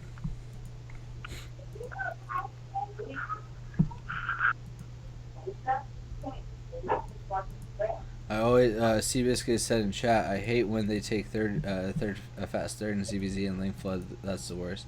I always try to build roaches and lose the Lings. I cry every time.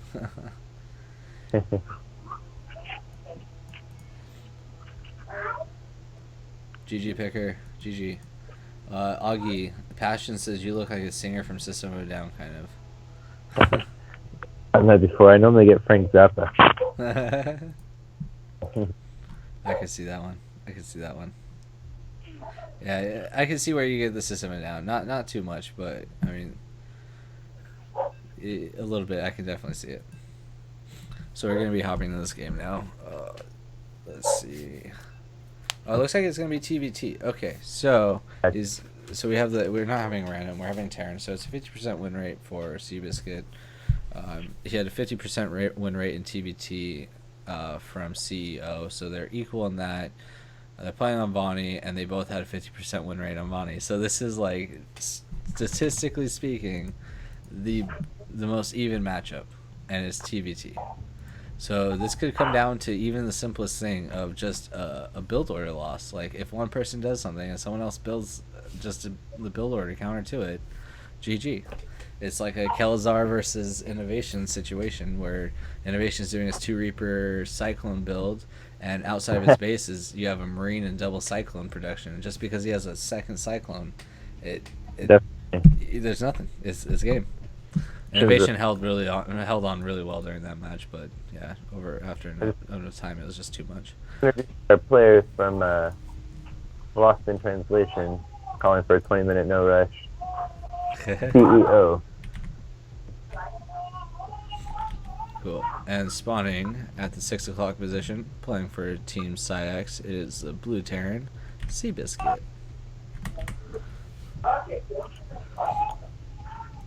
So pretty similar builds so far, like same openers. Nothing too fancy. They're probably gonna both go into Reaper. I wonder if someone will make the double Reaper, because that was another thing that Innovation did. You know, is the people every time in TVT, You always had to open Reaper. You always had that individual Reaper that came out. But Innovation says, you know what, you're going to make one Reaper? I'll make two. And then that became the meta. That became the thing. Everybody just started doing it, and it was just like, how are you going to fight? Oh. I thought we were going to see SCV battles to the finish. So people are going to fight to the end. 2 racks is out of CEO. It's not going to be 2 racks Reaper, though. I know that. Yeah, that second racks is too late.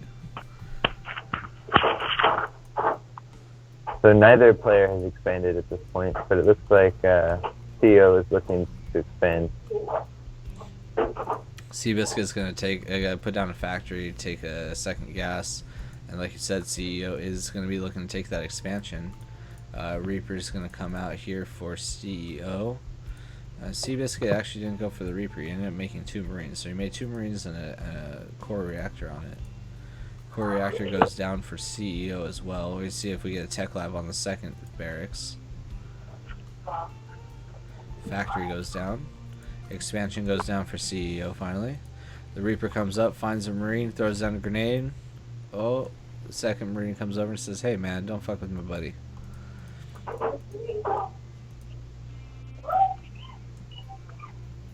We got an expansion over here for Seabiscuit. Reaper's going to try and push up the ramp. Too close for comfort. Yeah. Get that tech lab on the second barracks there from CEO now. Supply blocked a little. It's almost done. We got tanks from Seabiscuit. Scan goes down. CEO sees the factory producing with the tech lab. Obviously, you're going to assume it's tanks. What else are you going to make it? Thors? I know one person that would do that. We got the starport as well going down too. I don't know what he's going to hope to accomplish, but maybe just harass and take some ATM away, or. Oh, nice pullback on those Marines, saving them from that Widow mine. Here comes the other. Oh, the SCV is gonna be. Oh, he jukes. Sick Reaper micro right there. Tanks out. Marines are here though. I think this Reaper's days are finally ended. Yep. Yeah. He did some work. He got the information, man. Yeah, and took away some of that precious APM from Seabiscuit. We got Cyclone Marine Marauder is the unit composition choice for CEO. Seabiscuit went for the tank Marine, and he's going to get a Viking for the drop at the natural. Scan comes out from Seabiscuit. He's going to reveal that core reactor there on the factory, and see that he has the tech lab onto the barracks. Probably assumes he's going for stim, but he's actually going to be getting that the concussive shell. He doesn't know that there's marauders in the mix on this yet.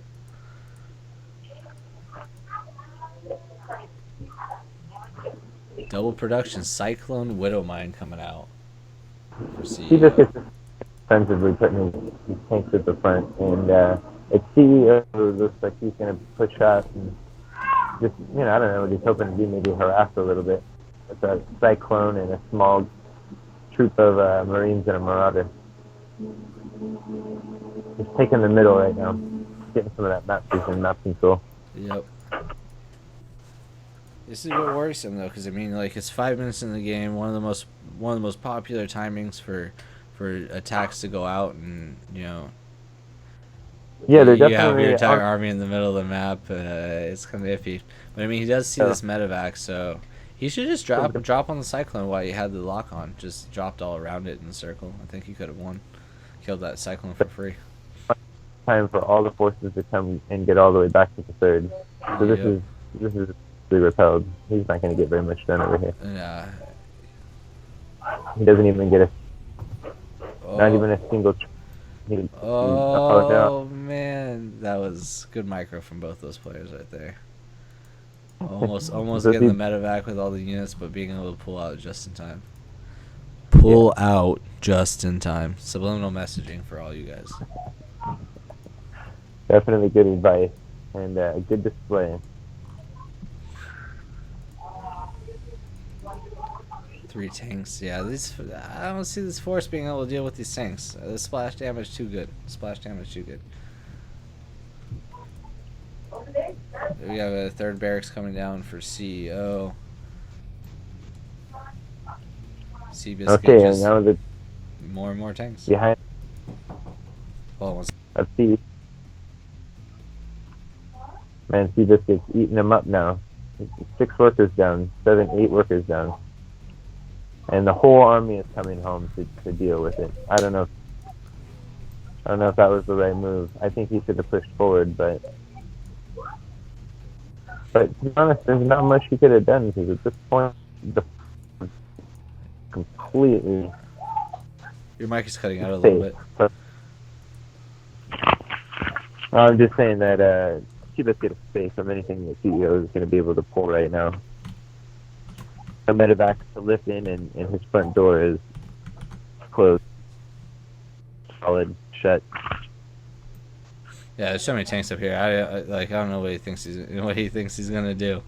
This should be pretty interesting. He gets to scan out, sees that there's all these tanks here, sees that there's. He doesn't see the Vikings, but I mean he doesn't have anything that flies anyway. But if he did, he wouldn't go there anyway. Are just too much. There's nothing that can really be done. So yeah, I'm just waiting for someone to put down the 3rd CC inside their base. I mean, they start building that and then fly over eventually. Because right now, Seabiscuit kind of has an army that he could do that with. And he could just say, you know, I'm going to take a faster 3rd than you are. I'm going to put this stuff and I'm going to move tanks out. And you're not going to do anything about it. Looks like CEO is going to take the middle gold base. He's taking the middle gold base. That is insane. And here comes Seabiscuit. But is Seabiscuit gonna like go out, or is he just gonna go out and take a 3rd, or is he gonna go out and try and like do something? He's gonna go out and he's gonna take the 3rd. All right, so he takes the 3rd. This gold base for CEO is just gonna be there in mid. Very passive game. I mean, Yep. I honestly almost am thinking that maybe they did message each other before the game, and said, "Hey, no rush, 20 minutes, right?" So 42 workers to 37. Right now, it's in Seabiscuit's favor, and these two armies are just going to run Here right we go. into each Here other. we go. Here's the engagement. Tank siege up. Army pushes in. Army's gonna get on top of the tanks, but the tanks just. Oh man. Landing the Vikings. No, You unsieged the tanks. I don't think he should have unsieged tanks. He should have left them. The army wasn't close enough. They still could have got a bunch of damage. I think if he sieged the 2 that were closest to the bio units, that would have been fine. He would have been okay with that. But he unsieged all of them, and that. Oh man. So he sees that is now turning into an orbital, actually. So it's not going to be a planetary fortress. It'll just be an orbital. Yeah, I know the rule. You get the 3rd. Your 3rd needs to be an orbital, but in this situation, I think that he should just get this 3rd, make it a planetary, put a turret on it, and then take a quicker 4th and make that his orbital, because this gold base will allow him to be able to take an extra base quickly. And so if he sets himself up for that, he'll be able to have the defenses necessary while still having that 3rd orbital.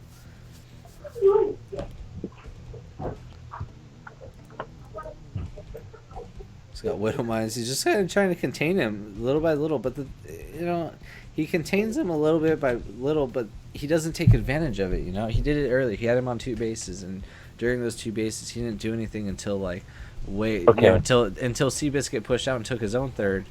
And then he took his 3rd too. He's going to go ahead and get in there with 4 Marines. So not much, but enough to cause an annoyance. And I don't Seabiscuit's not reacting to it immediately. No, and he's just taking out turrets though, so he's not really doing too much. He's taking out 2 Marines, taking out turret, 2 Marines doing damage on the CC. So there's no real damage that he got done with this anyway. But Seabiscuit finally cleans it up. Doesn't lose any SCVs. He's making some racks, more racks over at the 3rd gold. This is really good. I like this. This is fun. Yeah, actually, Ironbound, I would say you're correct. That it is probably the most technical. I think TBT is the most macro technical game or matchup there is. I think ZVZ is the most technical micro matchup there is. If you're gonna go with Ling Bane Ling, and even with Roach Ravager, because you have to get a good spread and get the good concave. Oh my God, the Widowmite shot right there on the Marines. Tank sieging up. He's just going to slowly siege up a little bit by little bit. Unlike the last engagement, he's going to take this one a bit more serious. Realizes that there's more Widow Mines. So he ends pushing those back good. He's going to push this whole base back. He's going to lose his third.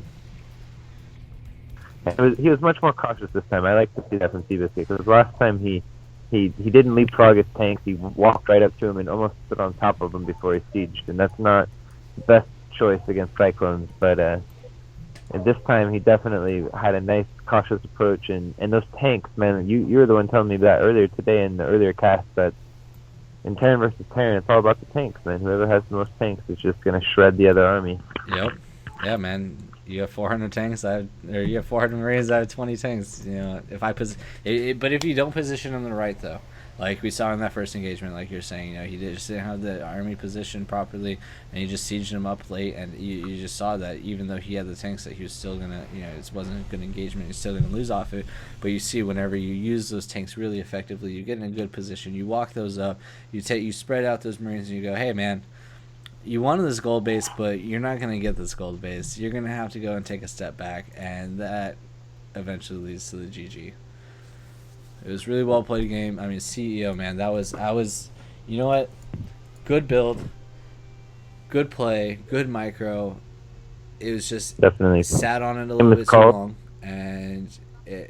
but it could have been really, really good. Definitely. And so, what are we at now? We're at 4-2. 4-2, yep. Aftermath. Yep, 4-2. And we're gonna have. Looks like I see Lyra and Ravage joining the group. I don't have any info on Ravage. I didn't know, obviously I don't have any info on Lit because I wasn't able to get any. I didn't ask anybody. It's not like people were denying me info. So I just I didn't do research until like an hour before the stream. So let's see. Ravage. Looks like Zerg player.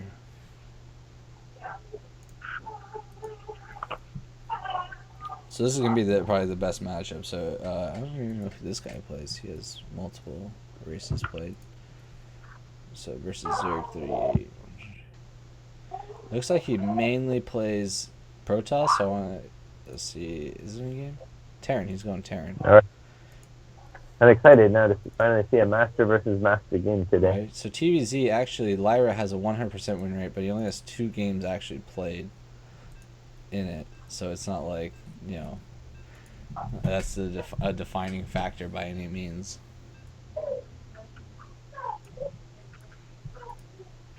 Not the large sample. I think you quoted me earlier today as being 0-1 or something, or winless. Yeah, exactly. Yeah, you didn't have any wins or whatever, but that was the thing. It's like some of these stats. Some of these stats are you look at them and you go, okay, this guy has 0% win rating, and I think it was your Protoss versus Protoss and your Terran versus Protoss are both 0% win rate. You're 1-0 for both those matchups, but now for your Terran versus Protoss, you're 1-1. Right? So you have 50% win rate. There you go. Definitely. Spawning in our bottom left for Psionic Aftermath, we have the Greenberg Ravage. Boo. And spawning in the bottom right hand corner, playing 14 Lit, is the Pink Terran, Lyra. I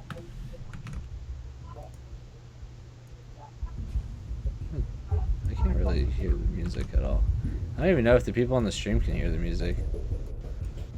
I hope they've been able to. I have StarCraft sounds on and everything. Let's turn them up a little bit just to be safe. When I was listening to the stream, there were no no sounds. Sound effects. Damn. There's Oh, music, man. but no.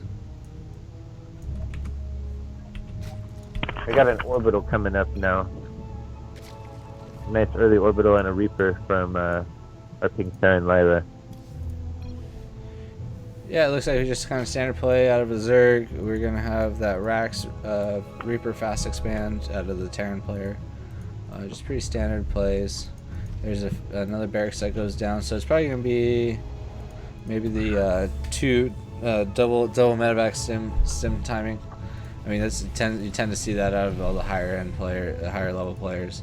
You get some of the lower end players trying to copy, and they get something similar, but usually it's a little bit off or something. But with these Masters players, I really can expect this to hit a really good timing. But at the same time, Ravage is also a really good player, and he obviously plays a lot of games, and he should know that this is a very common meta. This is pretty much like the only thing that Terran's ever opened with. It's not even like it's a build. It's just it's more of an opening and a transition into what a reactionary style to whatever the Zerg is doing. So we'll kind of see what happens with this. In chess terms, the E4 of Terran. I'm surprised that he's taking this third. I don't like this third. I mean, I understand that you don't want to expand towards the Terran.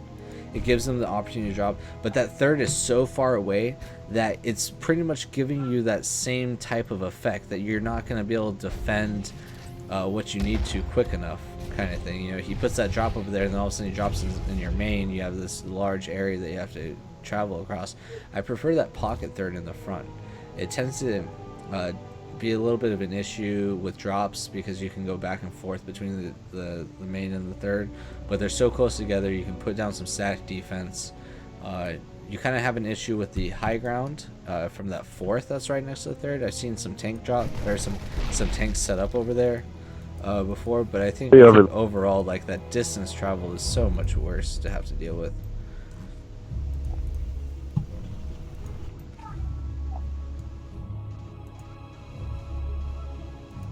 He's getting overlords. It's like 2 overlord kills. Marines coming into the natural. Gonna see if we can pick off. Oh no, got a little bit of damage there on the mule. That was good focus fire on the mule rather than the SCV. Those mules are so much important. But one of these mules is about to grab some minerals. I don't think he's gonna have time to turn it in. Basically wasted some minerals there, but yeah, little stuff. Yeah, I would have definitely liked to see Lyre maybe put on a little bit of pressure on that third base, or somehow start something, because now we got a 37 to 32 worker count, which isn't too much of an insane leader. I wouldn't get ahead of ourselves on that one, though. The medevac drop is on its way, so that is going to be what's happening, and this can do a lot of damage if he gets in the right place at the right time, and Ravage isn't able to react properly. I mean, he has some units. He doesn't have that many units, though. I mean, looking at the where is it? His army supply is 25 to 19 in favor of the Terran. So I think he's really gonna be able to get some work done. Sim is now finished. Oh, we got 11 seconds. Oh, he doesn't have a full double medevac. He's missing 3, so he's only got like 13 Marines, not 16. Or was it? Yeah, 13, not 16. Oh, excuse me.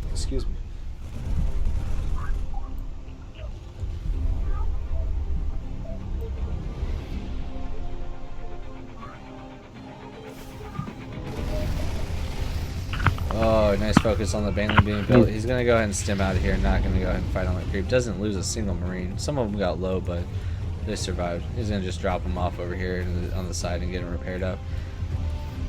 Still keeping up on that macro there. Still no third for the Terran.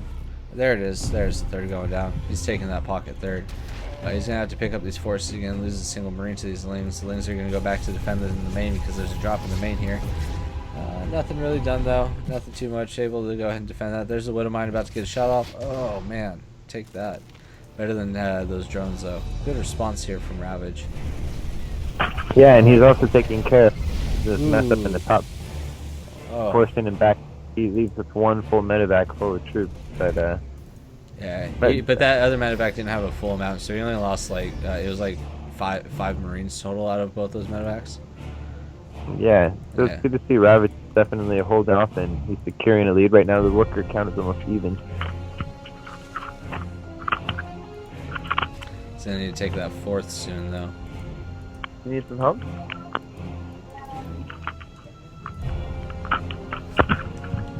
Okay, hold on real quick. Oh. I'm gonna go grab my kitties and help me out.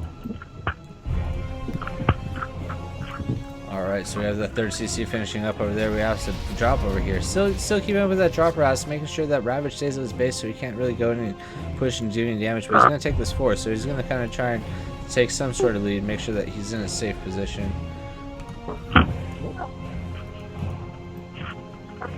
Lots of Lings and Banelings. He's got Baneling speed on the way. He has +1/+1. We have no upgrades coming out for our Terran player aside from the stim and combat shields. Whenever those Banelings get those upgrades, so they're going to be so much harder for these Marines to kill unless they get some upgrades. He gets that Ling up on the ramp, seeing that the ramp is completely open. And I don't know if that's going to be a great idea. I mean, you can kind of basically like run Lings fast enough up a ramp into the natural without it being open, but it just being open makes it that much easier. So we got a bunch of Marines and medevacs being pushed across the map by Lyra. He has these Widow Mines with it as well. He realizes that these are Lings and Banelings, don't need tanks, more Widow Mines, but he's got tanks on the way as well too. He's actually going to be double production at both. Ravage sees this push coming out, he spots some medevacs, pre-placing some of those Widow Mines, getting ready for the Lings to come in so he can have something to run back to. So push some of this creep back.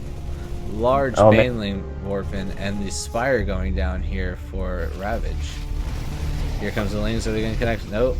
Nothing. They pull back in time. Yeah. Yeah, Ravage not making the mistake that was done earlier today where the Lings just kept smashing into the Widow Mines. Mines, here's some Lings. Let me make a donation.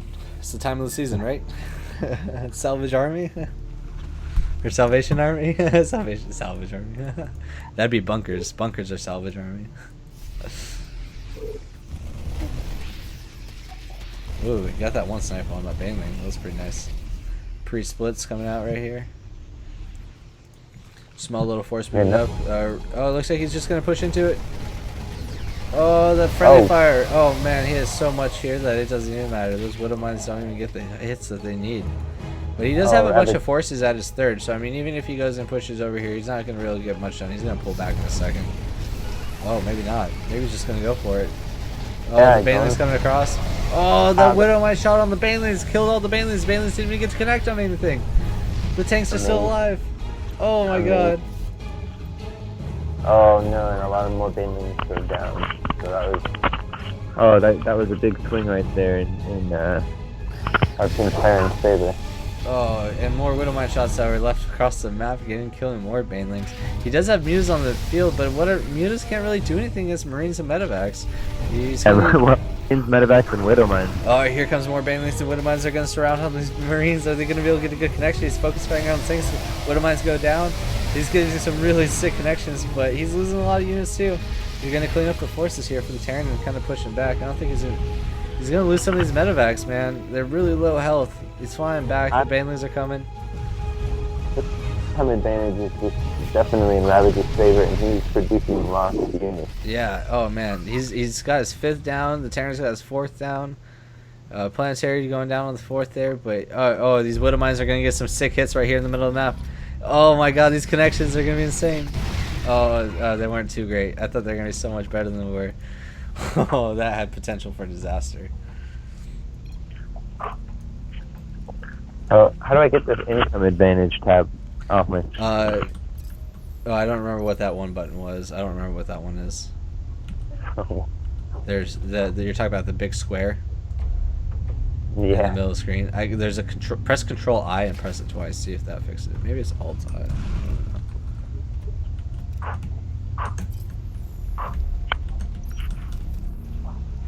don't know. Funny.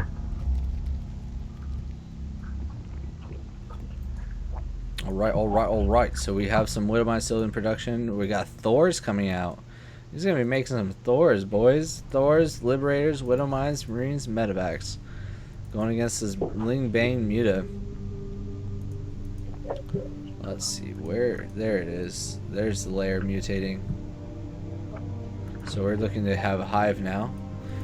Here comes a medevac to drop, but little does he know he's actually flying right towards these mutalisks. Oh, he's gonna pull that back in time, but this turret just getting free shots. He's gonna try and deny some gas for our Terran player here. I don't think that was really worth it. You got two medevac or 2 SUV kills and denied the gas. Big force coming across again here for our Terran player. These Liberators are getting caught, but there's nothing here to really shoot at them. So they're just getting out in the open. The Mutas are coming from behind here, going to take some of these Widowmine shots.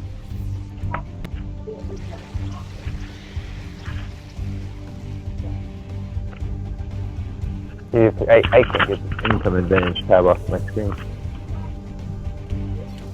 Let's see if we can find it. Press F11 and see if you can see anything on there. Or if you go into your options and go to hotkeys.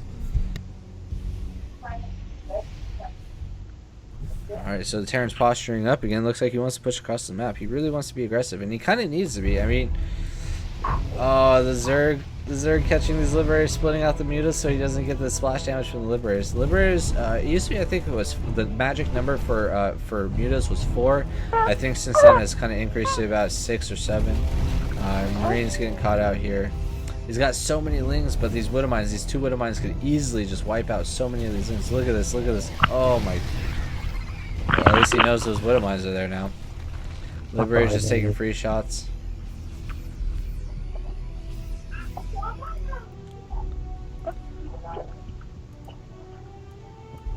Just a bunch of naked barracks over here in the main for the Terran player.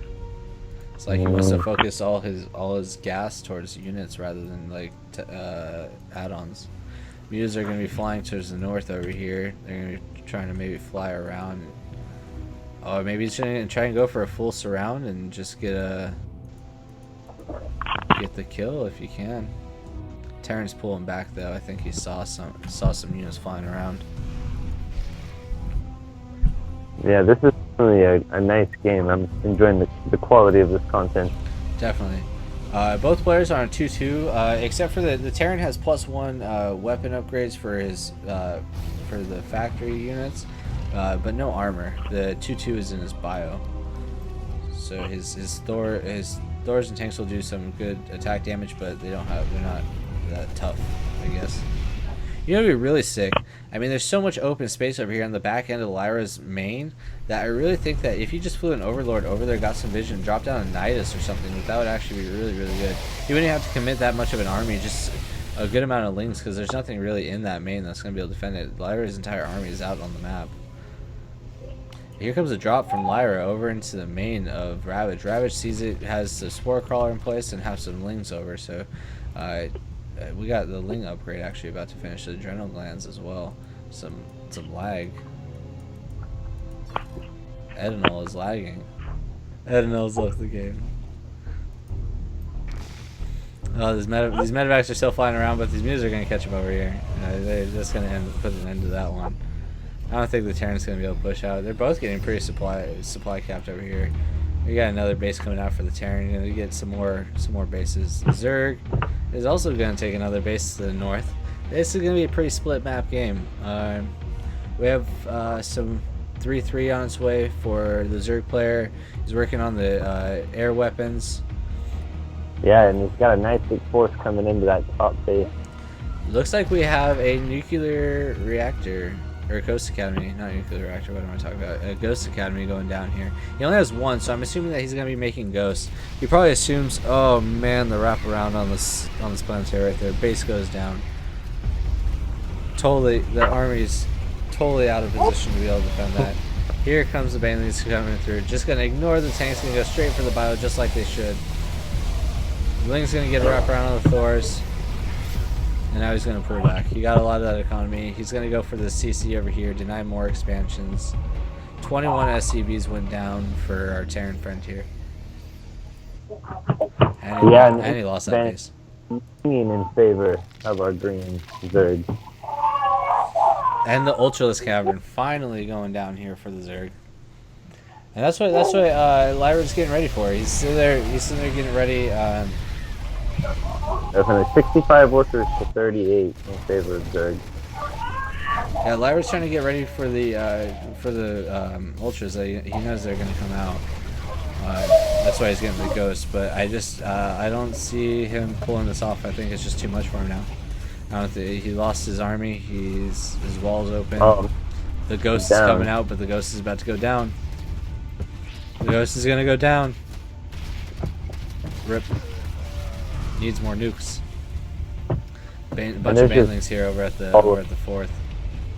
Yeah, this just is snowballing in favor of Ravage.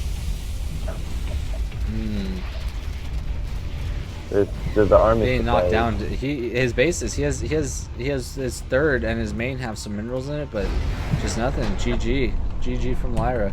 Ravage takes the win. So it's 5-2 there for Psionic Aftermath. And I think that might be it. Is that the whole? I think so. I think that was the last one. All right. Well, thanks for doing that with me again, Revolution. Yeah, definitely. You got your little boy there. Yeah, here he is. He says, "Good game, good game." I'm entertained. You got to just start training him. Train him now to become the best StarCraft pro you could ever be.